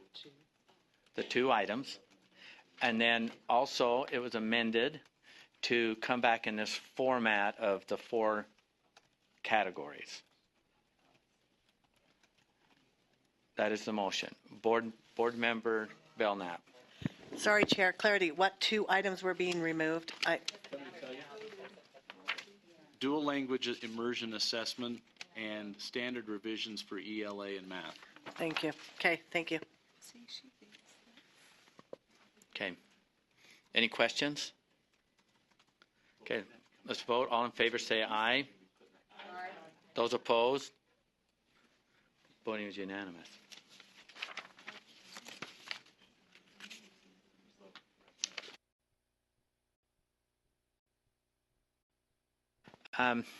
We're going to, because I know there's something else going on, and there's someone that represents a lot of stakeholders here. So I want to just bring back, if we can, before we go to finance, the fiscal year 19 legislative request. If we can bring that back to the table really quick.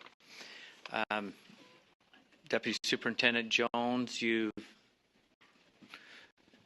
and your staff have completed what came out of the motion. You want to speak to that, to where we're at? Yes. So what I need to just do first, thank you, Chair, is make sure that you all got the handout that I gave you that breaks it down based on the motion that was approved by categories. So let me orient you to that while Natalie pulls it up on the overhead here. We did say priority in the first column, but so now it's basically 4 categories or 4 priorities based on what the motion is. We can change the word from priority to category if you want. Then, of course, these are the 2018 USB legislative funding requests. We have 2 columns that identifies whether the request is for ongoing or one-time amounts or both, and then what the total of the request is, and then by category what that sum is or subtotal is by category. So 4 categories. The first one for now, subject to further development on your part, is the enrollment growth and the WPU value percentage increase of 5.5. The second category is the USBE office priorities, or what basically is your office budget or increases to your office budget. Is there more copies? Yeah, right there. Oh, I'm sorry. Okay. What the USBE office or internal funding is for us. The third category is Utah Schools for the Deaf and the Blind. And then the fourth category is programs for LEAs. Let me just say this, that even within these categories, or at some point, we'd still need to prioritize these. I mean, that is going to, I'll just say the word naturally occur by way of the process that we take when we go GOMB to legislative and all that stuff too. So Natalie is working on pulling that up. I gave Superintendent Shoemaker a copy as well so that he can review it and speak to it as well, Chair, if you're open to that. Is there any additional information or individual you need up here? Say again? Jared, is the internet down? Oh. The internet's down. Okay. So we do have it on a piece of paper. Yes. Well, it's coming up. We got it. Yeah. It's kind of going. Yeah. I mean, we wanted to make sure you at least had a handout. Okay. So it's up on the display as well. So we believe that the staff has met the intent of the motion that carried and given you the categories now. So, Chair, I will turn it back to you. I request, though, that you hear from Superintendent Shoemaker as well, if he's ready at this point, or okay. Can I comment before we get into his? Sure. That the part that I think that'd be really important to still have in here, if you can create, we had it in column D on the little narratives. Okay. To the side of it, as we're moving forward, clear to the end, that. You know what I'm talking about? Yeah, we got it. Ooh, good save. You mean the comments, right? The comments. Yeah, sure. We can.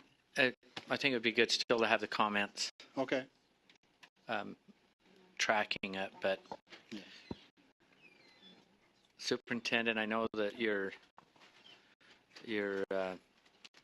time's limited. You got another appointment or something here pretty soon, but I know that you've been involved with a lot of stakeholders. You've seen this evolution that's happened today as we're moving forward. I would invite your comment. Thank you, Terry Shoemaker, representing the School Boards Association and the Superintendent's Association. At the end of after the vote, and Spencer brought me in and we looked at these, talked about the 4 different categories. I just like to issue some things I have some concerns with. I think internally to this body here, that's different than maybe taking a document like this to the legislature. There is a move amongst the Education Appropriations Group, particularly to look at consolidating lines below the line, okay, in the minimum school program, consolidating them or eliminating some of them or combining some of them. That movement has the net effect, and then placing that into the WPU. That movement has the net effect of inflating the WPU and over time eliminating some of those types of programs. For example, you could take the at-risk programs, which has not received much in increases in recent years, and you were to throw that into the WPU as part of the WPU, then the emphasis of receiving additional money for those kids who might need it the most, our most at-risk kids, gets de-emphasized as something the legislature should look at as a line item. That becomes problematic. Internally, having you look at these things in a combined area is different than handing this over to the legislature. I would strongly caution you not to put these in lumps to the legislature, who would probably decide, I can see them having the conversation in the back rooms of, you know what, why don't we just lump these together in a block grant like we did block granting before. And that created significant issues and problems for local school districts when that happened during the downturn in the economy. I strongly urge you not to do that. But internally, having conversations how these fit together, I think that's a whole different thing than maybe taking this document and lumping them together as this is a block we think you should consider as a block. This is a block we think you should consider as a block. That could lead to what I call block grant options that the legislature might decide to move on, which would cause us as a group of local superintendents and school board members great concern. And that's what I wanted to share, not the idea of combining these for the internal discussions don't have merit. That's not my concern. My concern is how they might be used at the legislative level. Thank you. Board Member Stokes, I see your lights on. So but what are we going to? Terry? Just Terry's fine. Okay. So are you saying that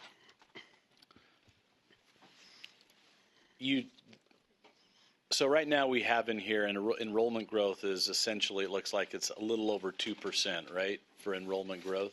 If we're using the $30 million number Correct. for 1%. Right. So it's a little over 2%. It would be great if you'd put that, actually, what the percentage is next to it. Are you saying you don't like the WPU being at 5.5%? No, that's not. Okay. That's not at all. But are you okay if this were the document that the legislature looked at? I have problems with this being the document the legislature Okay, looks at. what part about it? Under number 4 in particular, and number 1, I'll tell you why. I think you should separate out enrollment growth from the WPU increase. That should really not be a conversation. But it is separate. They are. I understand you think that they are. I'm suggesting that it's a different category all by itself and should be considered a different category all by itself. But go speak to number 4 then. Number 4 is a category. Yes, those are programs for LEAs. They are. But I'd hate to see them take these things, total that dollar amount, and decide any funding in the future is only going to be considered as a part of the whole rather than as part of them considering these things one at a time. In other words, what they did in the past, they took these things and combined them together and called it a block grant. We no longer looked at them individually. That's my concern. They need to be looked at separately. You're going to look at them separately. But I know that. But if we submitted it this way, it's still as long as they separated look out. at it separately, that's fine. But it may leave the impression when you talk about the total in each of those categories that, again, this is the kind of stuff that occurs. The reason I know that Because is they know what the total is. You know that. I understand that, but they bring people like Sid Dixon and I into a back room and have a conversation about how can we combine these items below the line. That occurs. Okay. Well, I'm saying it happened to. I have no problem saying it happened to me, Superintendent. Okay. Not that the appropriate conversation as to whether some of these things could or should And what be did you put in say? there. What did you What say we during said that? is exactly what I'm saying here. They should be considered on their own merits for funding increases. But even if we gave it to them this way, you think it would be? You can look at it both ways. I can understand how you could look at it both ways. All I'm expressing here is a worry. Okay? Because I know that conversation about combining, I said at the beginning, consolidating, eliminating, or combining is an ongoing conversation occurring in the Education Appropriations Committee, as it has been for a long time. This is nothing significantly not known before. It is, you have to decide whether or not you want to emphasize any of these things. By putting them in a big group together at the legislature, that creates other issues possibly as they consider the notion of consolidate, eliminate, and combine. Vice Chair Cummins. Okay, this may be a little bit elementary, but can we put directions on there that says, according to category, we still need to itemize one by one, or they're not going to care? They do care.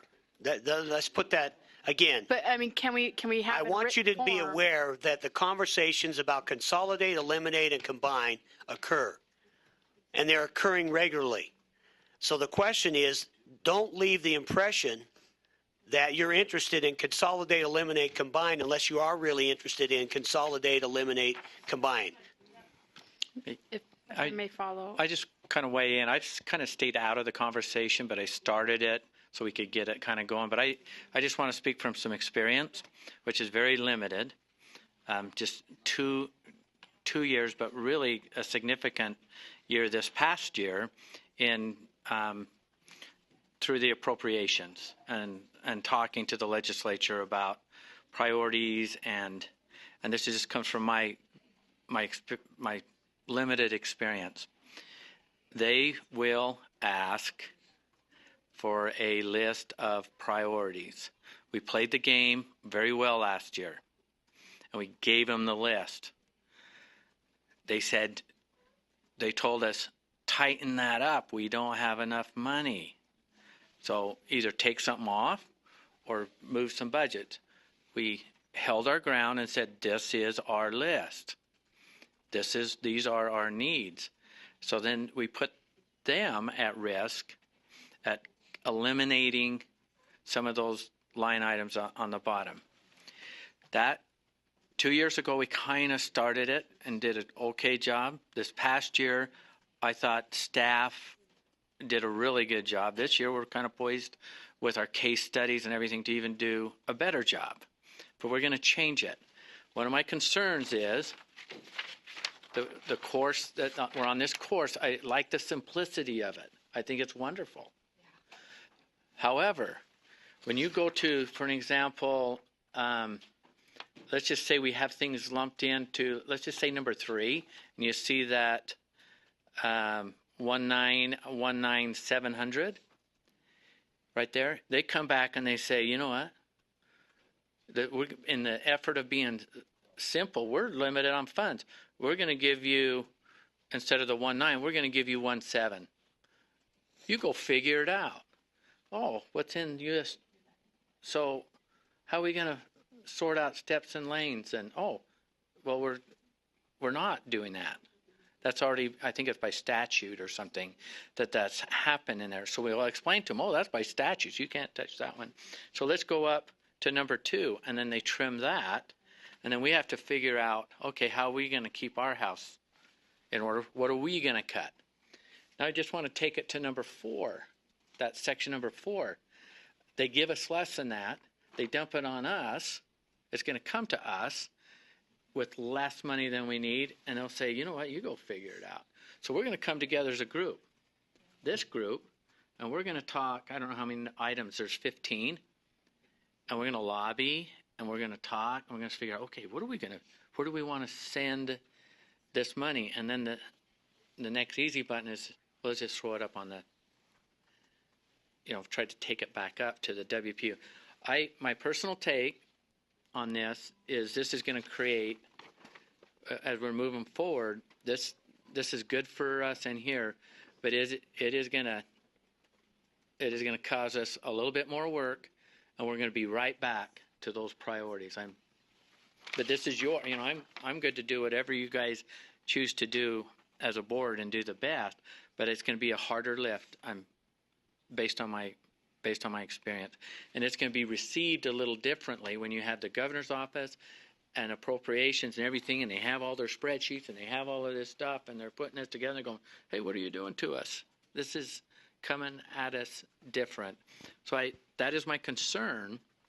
But again, this is the way that this is your budget, which will be mine if this is what you guys choose to do. Superintendent Dixon, and then who had a light? Oh. And then so I get to speak before Mr. Stokes. Summarizes it. Oh.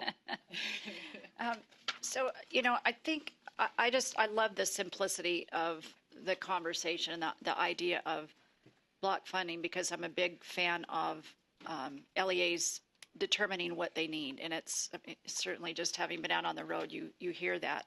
At the same time, some of these things from a budgetary standpoint are hard to lump and cut and slim and trim and pit against each other. It might be a statewide license that you can't say, well, an LEA, if we put that in the WPU, an LEA might choose or not. It's a statewide license. Or it might be a program that we run out of here that we've had the experience of that gets cut. But I think, to Chair Huntsman's point, we will at some point have to come back and look at all this, unless you as a board are willing to say, well, we're just going to take all of that funding of $73 million and say, put that into the WPU, which would be about 2.5, I guess. And it can't really be done that way anyway. So I know there's a lot of ideology out there about let's just throw everything in the WPU, but when you look at the programs for the LEAs, those are so specific. Doesn't prevent conversations that I think will happen in the next public ed approps, maybe, correct me if I'm wrong, where we're having a conversation about reading. For example, could you take K3 reading and intervention software and lump that together and let LEAs have more choice? So they're starting to look at some of these programs anyway to see how they could be combined for choice. So that conversation will occur, but I concur with it can't be quite as clean as it sounds in terms of just throwing it all into a block. Board Member Stokes. So I think this and what I'm trying to accomplish is being misunderstood. Okay, I'd like to know what on this list, what's missing from here to there. I mean, is everything that's on that spreadsheet that we've been looking at this morning on this sheet? No. Everything except for what we was cut removed this morning. earlier. What's missing? Well, the priorities, I'm numbers just watching. Natalie just put in wasn't it the trauma? It's just a title change. It's, corrected name. Okay, so where would that be? Prevention programming? Yes. Okay. Yeah. So, to Spence, what I'm seeing different is I'm not seeing on the priority side. We're going to end up prioritizing. They're going to ask for it. And they're going to keep asking. I understand that. I know that they're going to ask you what your priorities are, but I'm also going to speak from experience as well. It's very nice and polite of them to ask you what your priorities are, but they're going to do whatever they want for priorities. And I think we're engaged in semantics here of in what format do we want to put it down? Do we want to put it down in this more complex format that is much more difficult for each of us to understand? I think right now I have a pretty clear vision in front of me what the differences here are. And if you want to take time in this section number 4 and reorder what these are, fine. But we know there's kind of 4 missions here at USBE. And if you want to break it out and make it 5 missions because you don't want to put growth in, but the fiscal analyst's office, they're very bright. They're going to put all this down on the same spreadsheet, and they're going to take it to the legislators, and the legislators are going to do just exactly what they want, and they're going to make us feel like they're asking us for priorities. I don't see this as being block granted. I don't see anything here that even fits into the block granting methodology. But it gives us, and the downfall of this actually may be it's too simple, and it might not obfuscate as much as we would like to the legislature. Obfuscate means obscure. Yeah, and so, well, if you want to order the things under number 4, that's fine. I think, you could do it alphabetically, or you could do it by the size of the number. But in the end, let's not confuse this. The legislature is going to give us what's in what we get. They're going to give us they're going to see what comes in through the income tax. They're going to use, because they changed the Constitution a number of years ago, the people changed the Constitution. They're going to play the shell game with what goes to higher ed versus public ed. And whatever is left over is what we're going to get. And it's going to be either done this way, or it's going to be done the way they want to do it. So for any of us to sit here and think that the legislature's not going to do exactly what they want, I mean, I had to sit here and endure a safe UT conversation, okay? And it's on here of 0 funding, and we're not funding high school counselors. And, no kid that's thinking about committing suicide is going to go to Safe UT. Their friend might, but the way you're going to find out about that, an app is not going to solve teen suicide. Counselors in schools will solve teen suicide. But until we... No, psychologists, school counsel, academic counsel. Well, it's a whole... But Scott, so anyhow... Spencer's got the mic. So simple is... may be... It may actually aggregate this in such a way we don't want them to. And that's a whole different discussion of... We would rather have it be hocus pocus. But I don't think that there's anything here that's not being... It's being somewhat misunderstood that it's being block granted. Okay, I've got a couple lights on, and I didn't see which ones went up first. Sorry, so. I had mine on first, but I turned. Board Member Reeve, and then Chair Huntsman. I've got a comment. I think this is a great compromise. I think it combines both of the things that we wanted. I think that we should move forward and try to prioritize these things in Group 4. And the first thing I'd like to bring to the top is the pupil transportation funding to and from, because that's what our superintendents asked us to prioritize.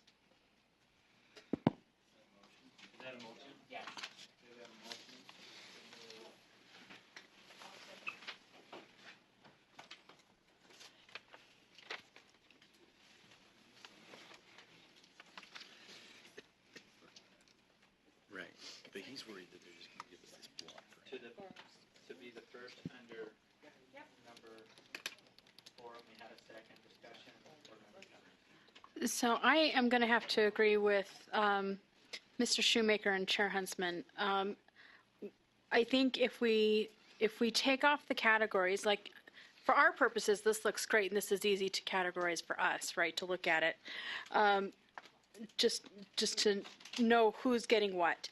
But for the legislature, I think if we took off 1, 2, 3, 4, and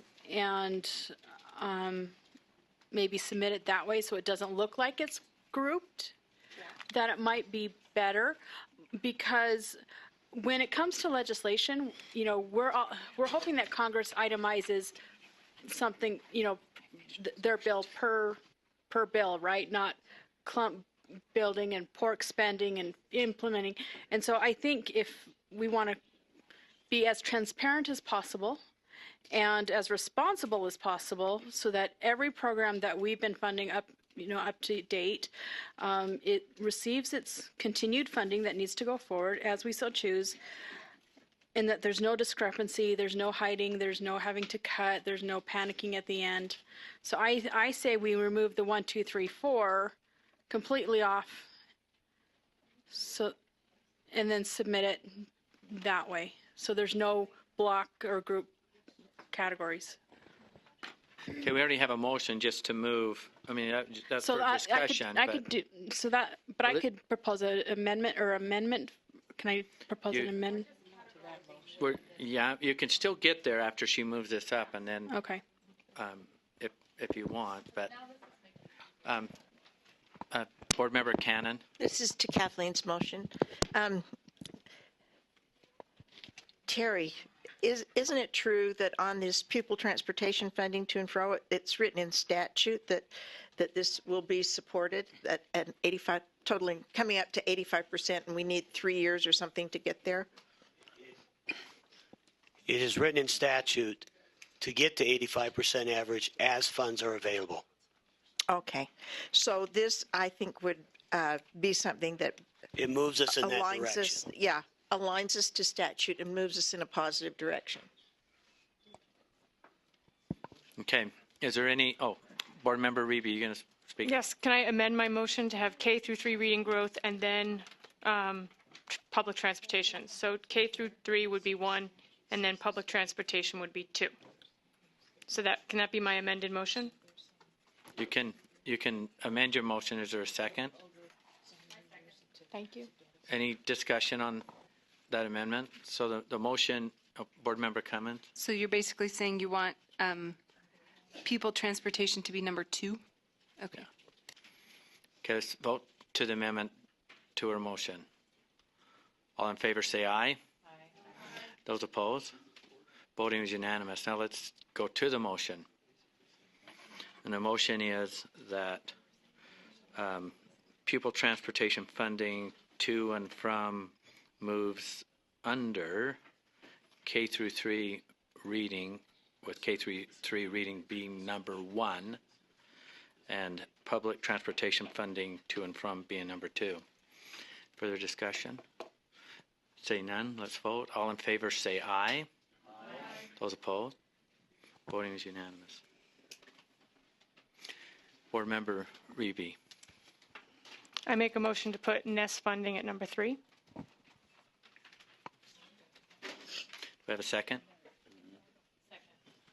We have a second. Any further discussion? Right Looks like here. Board Member Hanson. Better light on right when you were seconding it.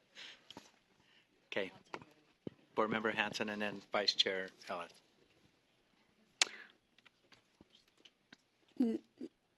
Yeah, I don't think I want to say. Still not saying anything. Board. Okay. Vice Chair Ellis. I just wanted to speak to this. This is what I was just about to make this motion after touring Daggett County School District and seeing what education looks like in a very rural community. If you look at it on the paper and you see $19,000 per pupil spending, it may appear as if they've got TVs down their hallways and their halls are paved with gold, but it's like taking a step back in time. And I think that there's a lot of benefits to their school system that I was very pleasantly fell in love with what they're able to do there because it's less complicated. However, I think this is an important thing to help alleviate some of the burden that they have, and I would like to see it increased, but I don't have a proposal for that right now. Okay. Board Member Belknap? Is your light on? Yes, it is, Chair. Sorry. I just want to speak to this because I don't, out of my choices, I don't think that's the number 3. So I'm going to vote against it because I think teacher supplies and materials is number 3. What was that last part? Just wanted you to know that. So I'm just telling her why I.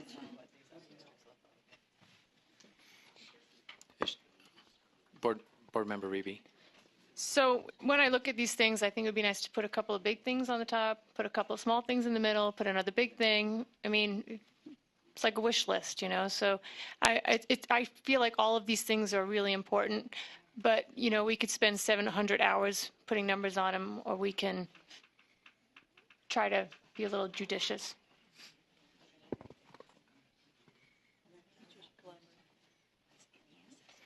Okay.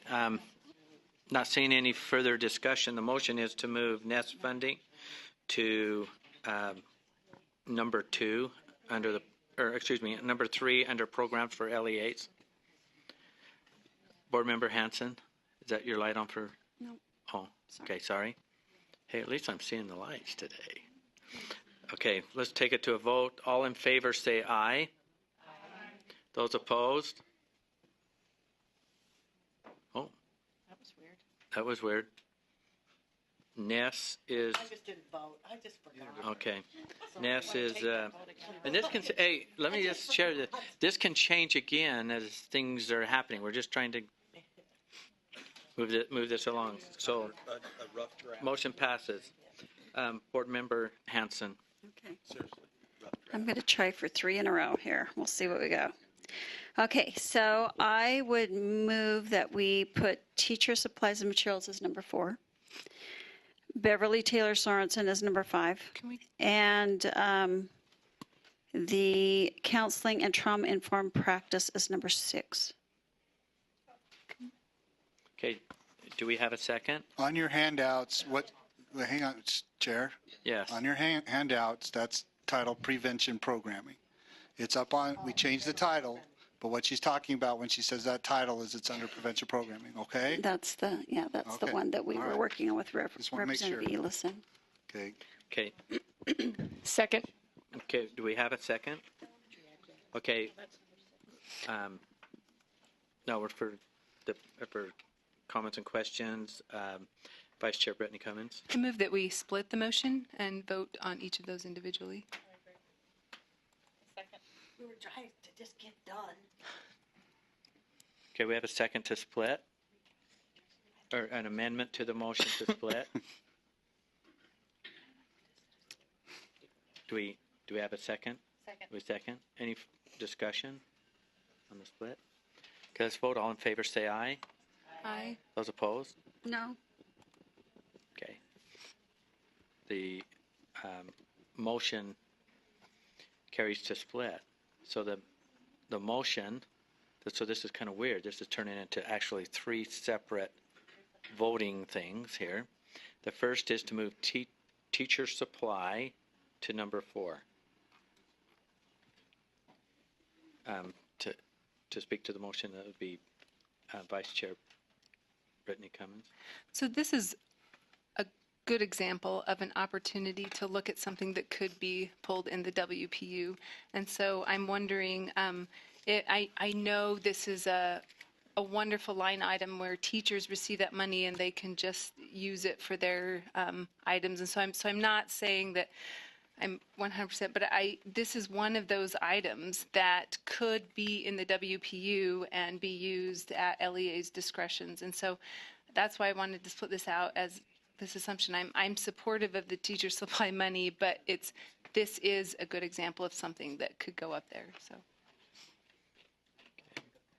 So prioritizing it, which would now be at 9 million ongoing. If I'm not, no, it would be 7 million ongoing if this passes, because this is 4 additional. So it's currently 5 million ongoing. So it would be 9 million If you approve 4, it'd be ongoing. 9 million total ongoing.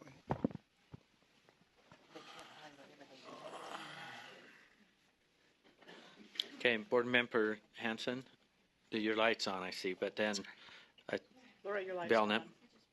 Thank you, Chair. I would probably need some clarity. Maybe Scott could help me. There's certain parameters around money that a district gives you, what you can buy, what you can't buy, and the legislative teacher supply money has very little parameters what you can buy. You can buy bulletin board things, you can buy pencils, you can buy treats for a class. But money that comes through the district, anything over $10 in some districts, you cannot give to a student. I just think there's different parameters that are set by the legislator versus districts.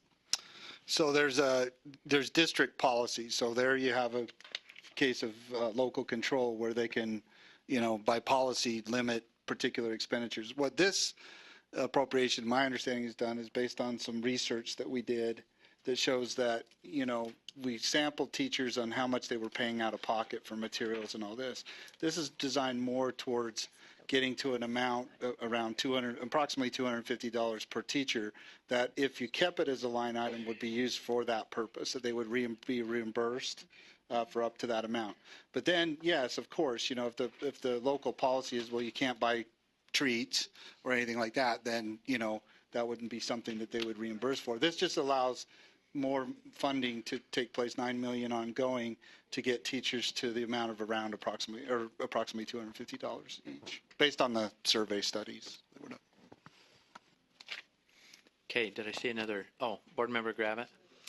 I was just going to say that I actually agree with Brittany because even though I love my teacher supply money, and I think most teachers do, if given a choice, I would rather be in the WPU because, for example, then it could be negotiated. Maybe it goes into salary. And for me, that's going to help me with retirement, or teachers. It might help with teacher retention and recruitment. There's maybe some better advantages to put that into the WPU and let districts negotiate that. So thank you, Brittany.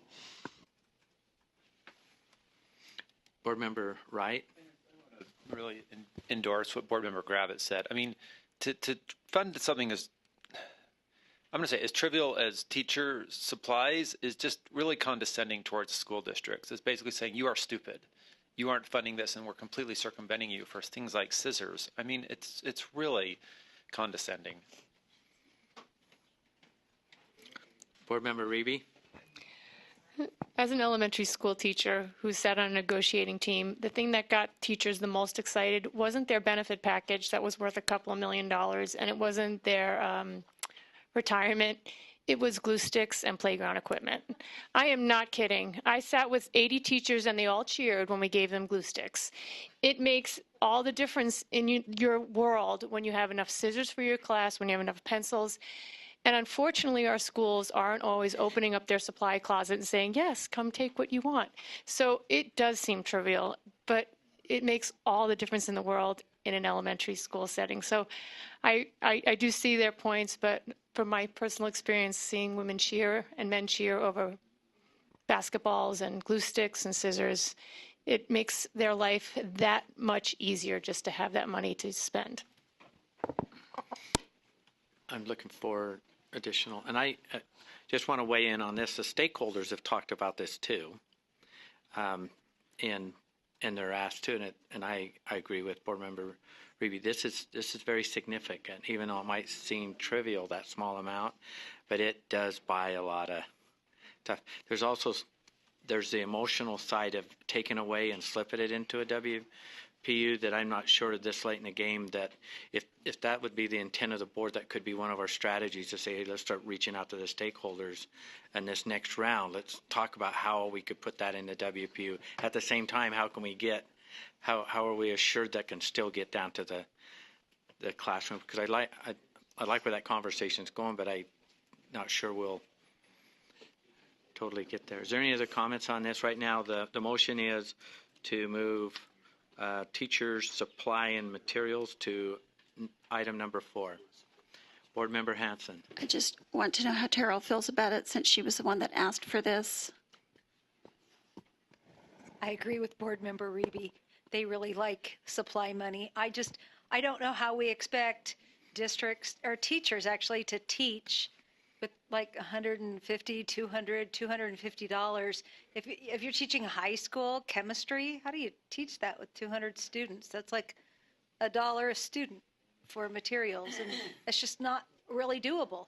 So I understand what you're saying, Board Member Wright, but I just think that it would be nice to give it to them. So I want that. Vice Chair Cummins. And I guess my question would be, is the assumption that this is the only supply money out there? This is, I mean, obviously LEAs have supplies and materials that they budget for each classroom. And so this is not the only supply money. That is correct. This to me is a wonderful opportunity, but as we talk about the difference between WPU and below the line items, this is, that opportunity for that LEA to make decisions. And I'm not saying take away the $5 million that's currently ongoing. I'm just saying, do we want to prioritize an additional $4 million, but still allowing for that ongoing fund to continue, where teachers get that extra couple $100 to express themselves as far as their desired supplies?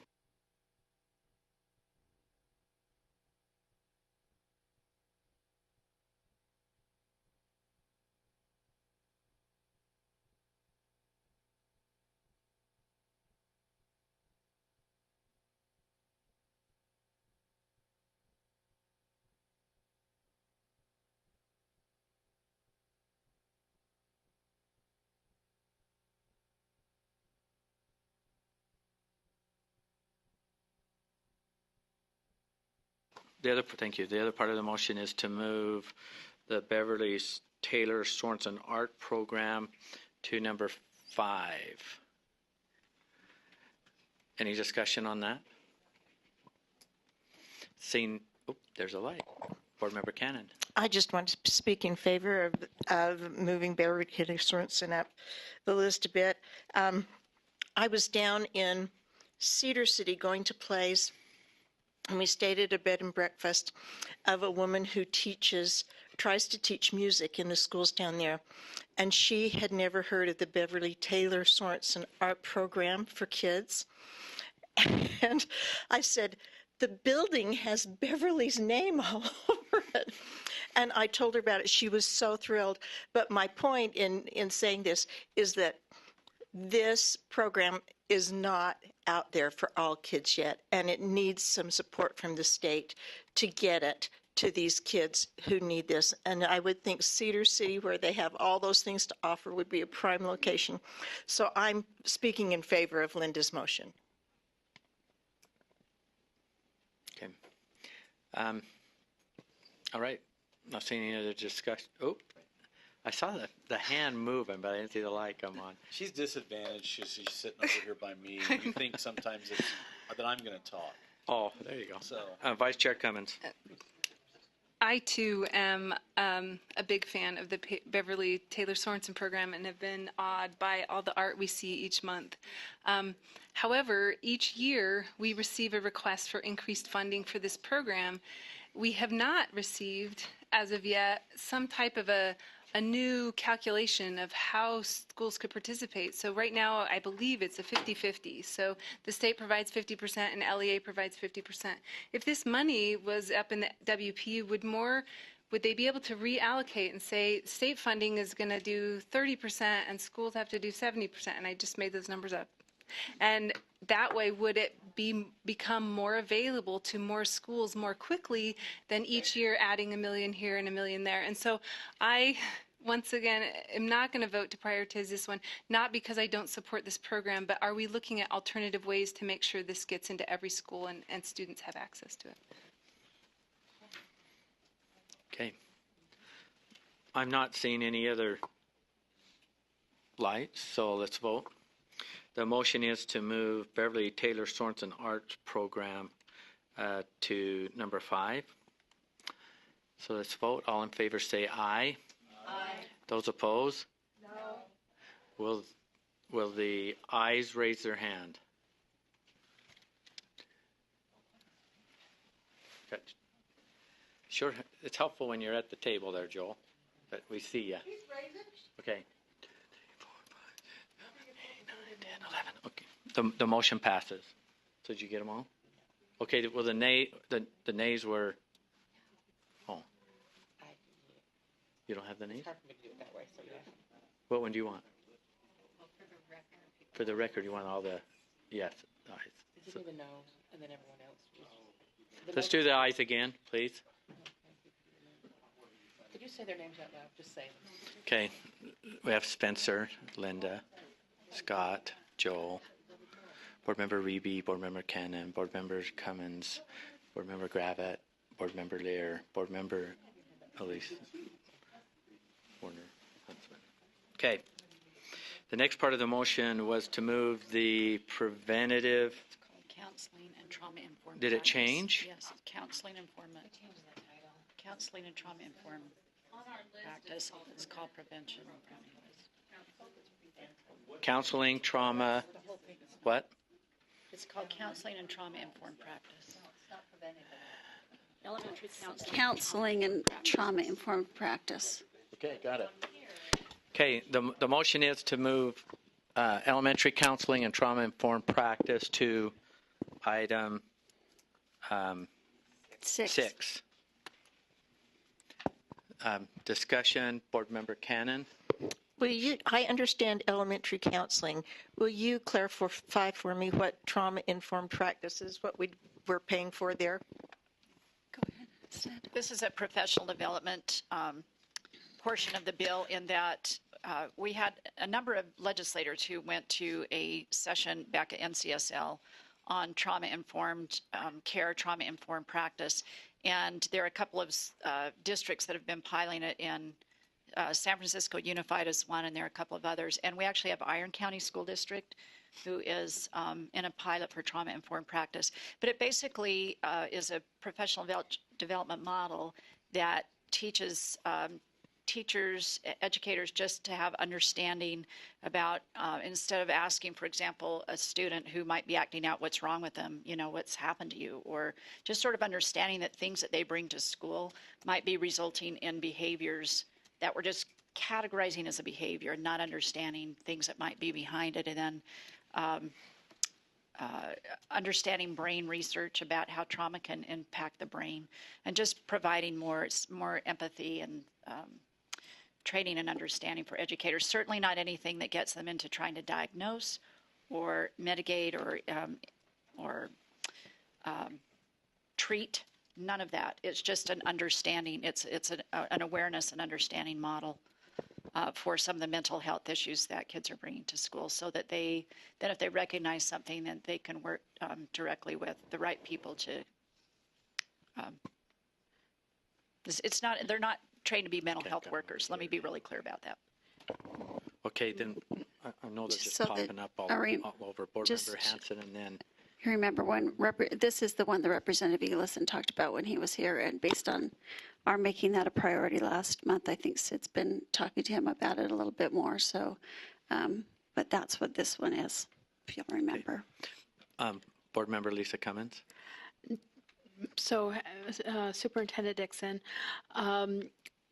does this also require that then the professionals who are going through this training, they can identify a student and then they document, or that data goes on a student's record or collected or turned over to somebody, or, okay. They are not interventionists. They're not collecting data. It's a basic understanding of how trauma can impact a student's ability to learn, so that they have a greater understanding if a student's acting out, that it's not just a kid acting out for acting out's sake. And then there are mental health professionals that would work with families on those issues.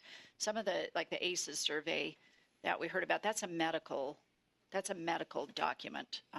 So there are things that the medical profession is dealing with as well, and just trying to work with families and. So if a professional suspects, maybe if that's instead of diagnosis, but suspects some trauma going on in a student, what do they do then with that information? Who do they go to? Where does that go from there? They would refer it to the appropriate people up the chain of referral. Okay. Vice Chair Ellis, and then over here. So does this funding in any way go towards practices in the classroom as far as teaching, not just identifying? Because I I've been struggling with the best way to talk about this because emotions are so high, but I've been dealing in my local district with the repercussions of students being in a classroom where these sensitive topics are being brought up, and the teacher have good intentions, but because they don't have the proper training, are exacerbating the problem by triggering students that because they aren't trained properly in how to deal with this. And so I want to make sure that we aren't putting teachers with limited training, because maybe they're getting some, and making them feel like they're somehow then capable of dealing with sensitive topics that they don't have the proper education for. So a couple of things. There isn't a curriculum. It's not something teachers are teaching. It's not intervention. It's not identification. It's an understanding by the adults of how trauma impacts the brain. But if we get to my superintendent's remarks, which I don't know if we will today, I was going to show you an example of how this is being used in Iron County. And for example, they have a room called Champs, and it's a room that's just a quiet room when kids are struggling, that they can go into. There's supervision in there, and there are some structured activities and quiet time and quiet space so that students can get away from maybe the classroom where they're acting out or feeling trauma. And there's this trained professional who the child can just go and find safe space with and sit quietly and until they feel like they're in a place where they can go back to the classroom. So, I mean, it's just simple things that schools can do by being aware of how trauma impacts behavior. Vice Chair Brittany Cummins.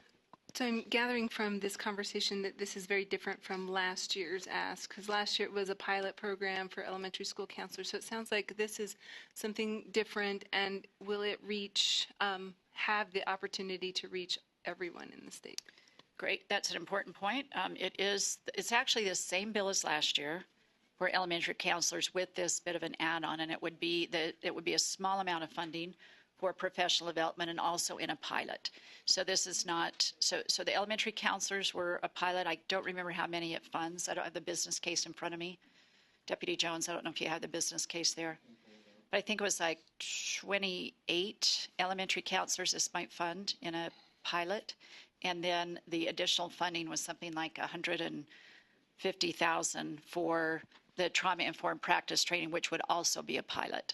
And then, you know, any good pilot, you study it for about 3 years instead of it going on in perpetuity like some pilots do. But this would be something that we would study and report, or being cut off after 1 year or 2 years. So after 3 years, the intention would be that we would come back and report that. Yeah, like that. Superintendent.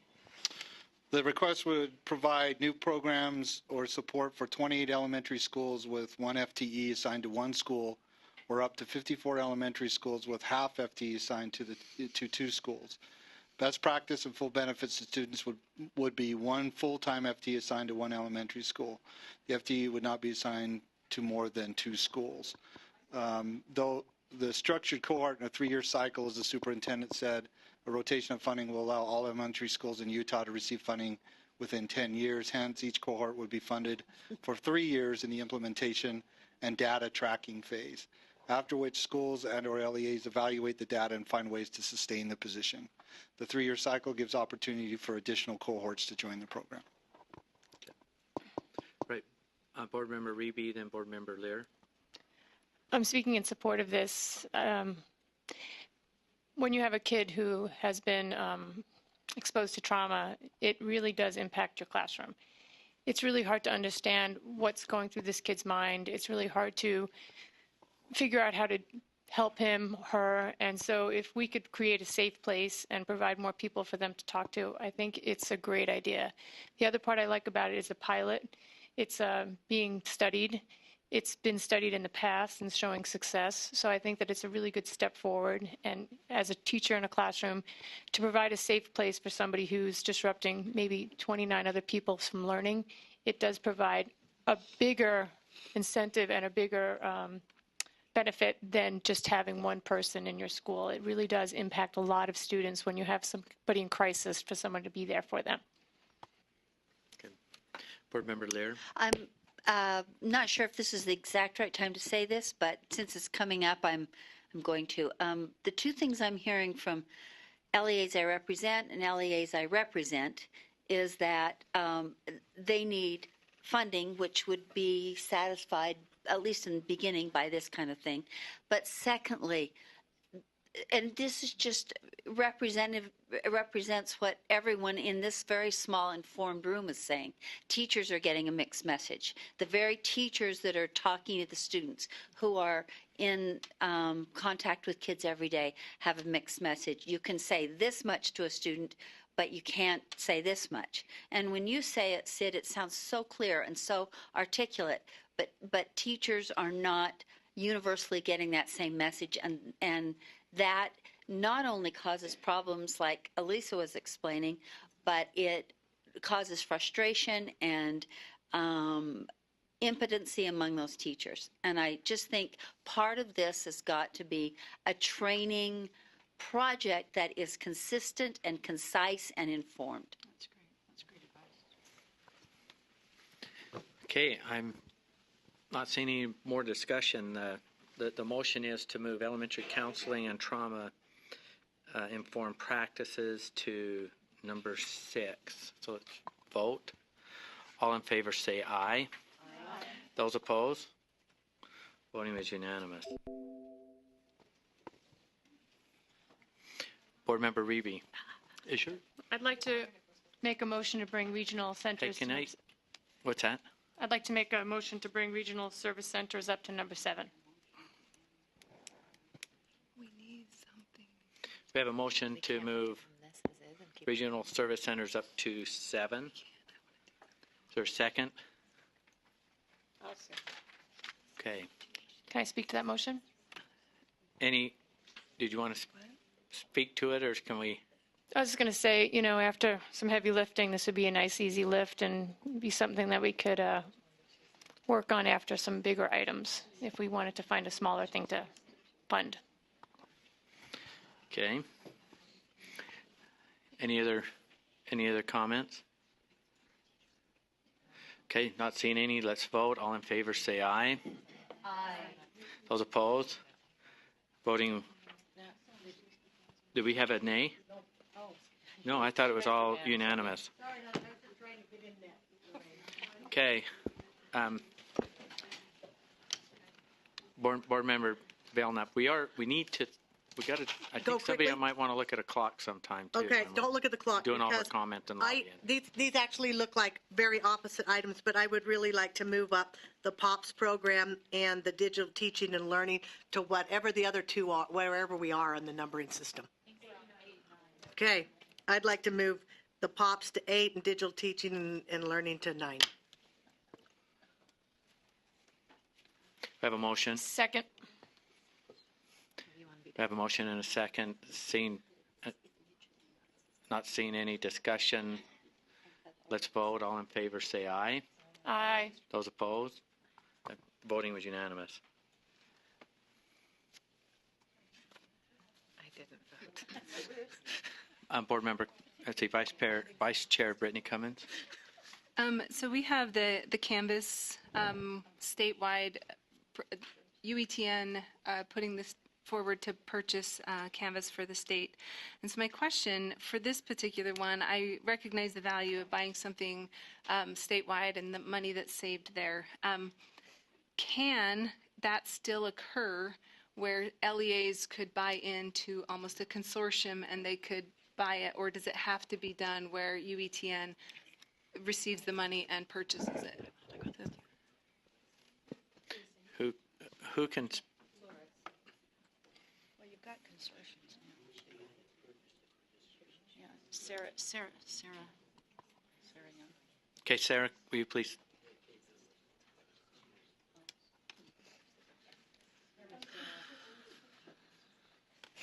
Sarah, here. No, I'm good. Come on.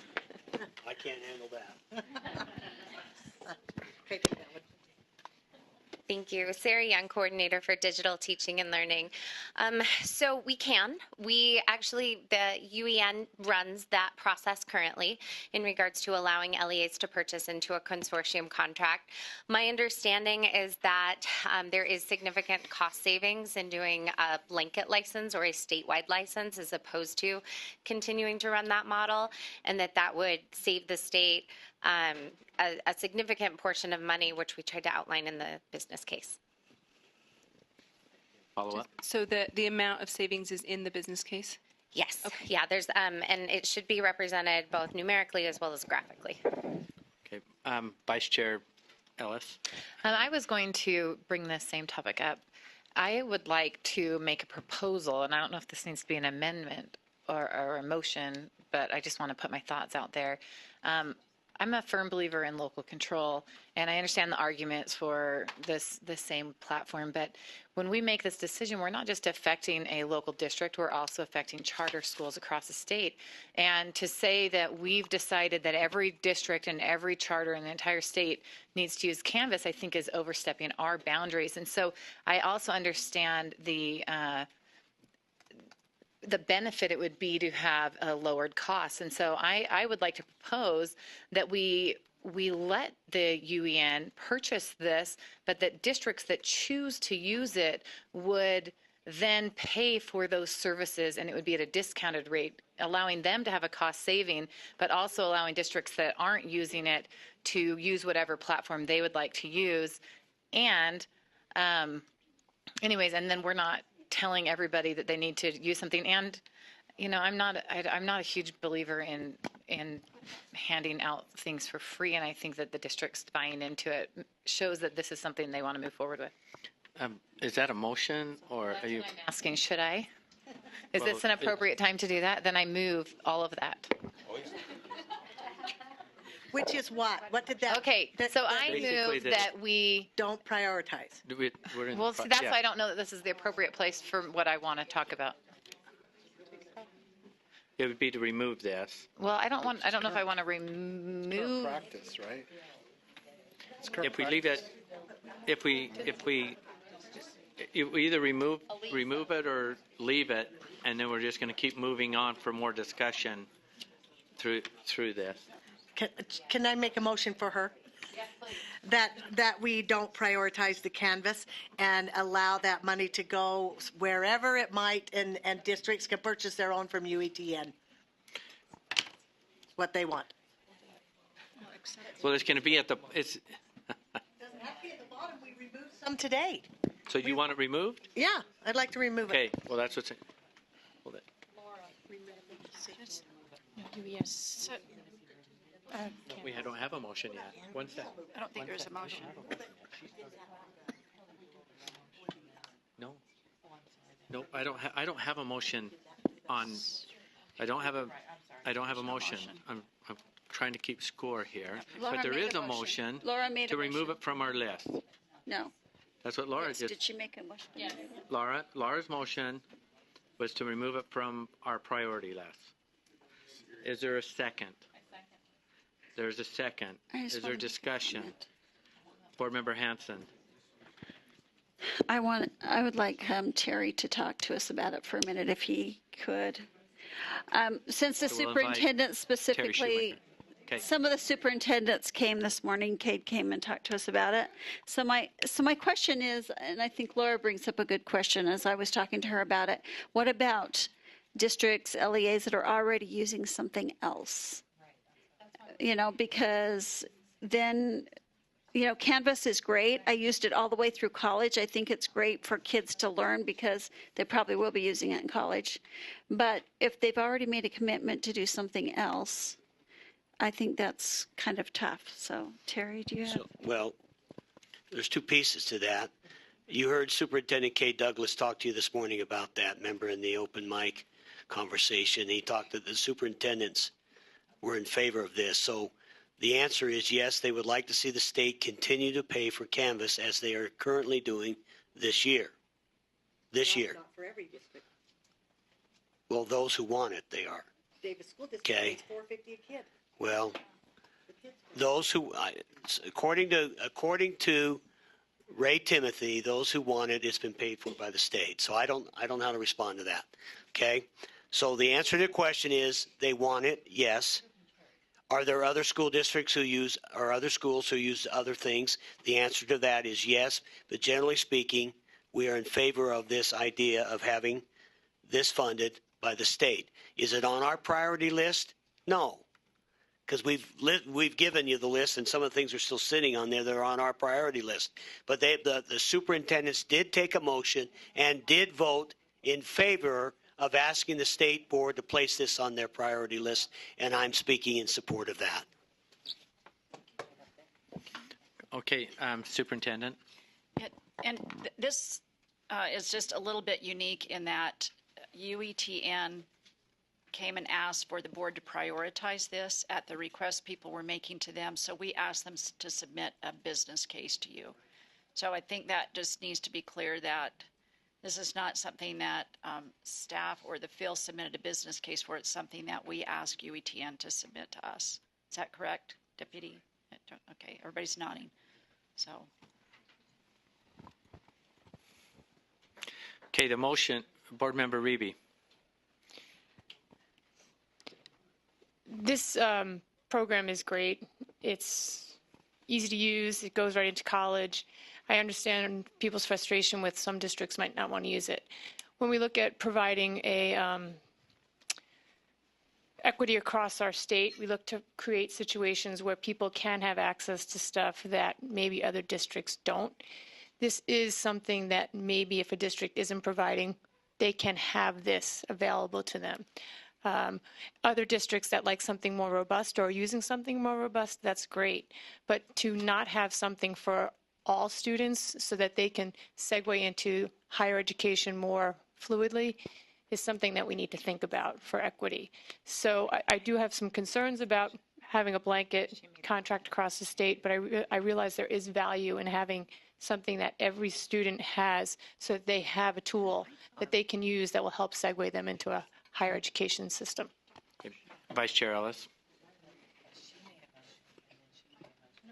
No, there's Okay, sorry. Okay, I just wanted to make sure that I hadn't plowed over Brittany.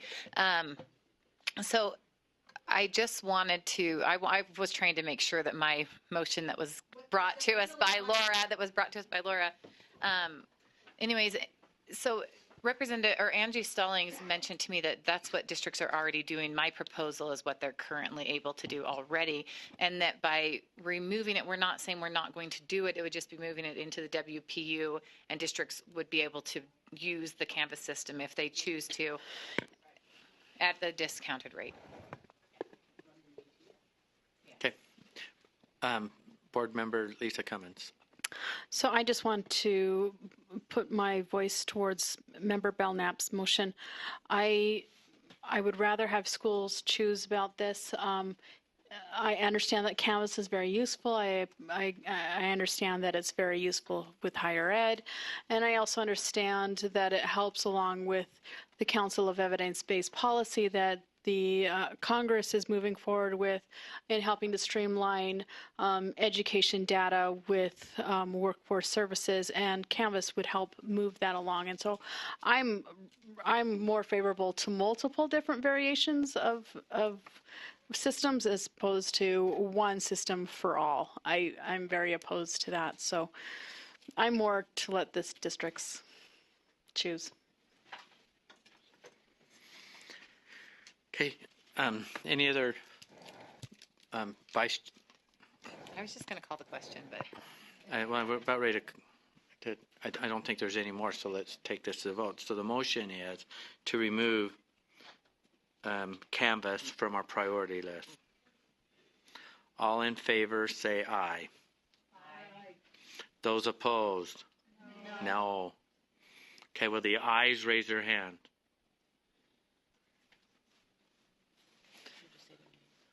Okay, we have Michelle, we have Joel, we have Laura, we have Lisa, and Elisa. So it does not pass, so it's still on the list. We are, no, it's on the list, but it's just that it doesn't have a number, and I don't think they have to have a number when we're moving forward. they'll probably ask for a number later, but I think we have enough information so we can make a submission to the entities that are going to be requesting. So with this, the way I see this is this is going to continue in our board meetings to still come up, and this is going to flash up on the screen, and if somebody has a question or something's happening, we can certainly change it. It's just not put to bed. So with that, I'm not seeing any other motions on this. We're going to just move forward on our agenda. So thank you, Superintendent. I'm not sure if there's any other input we're going to need from you. Thank you for being here. We have other items that we'll be discussing. Okay. All right.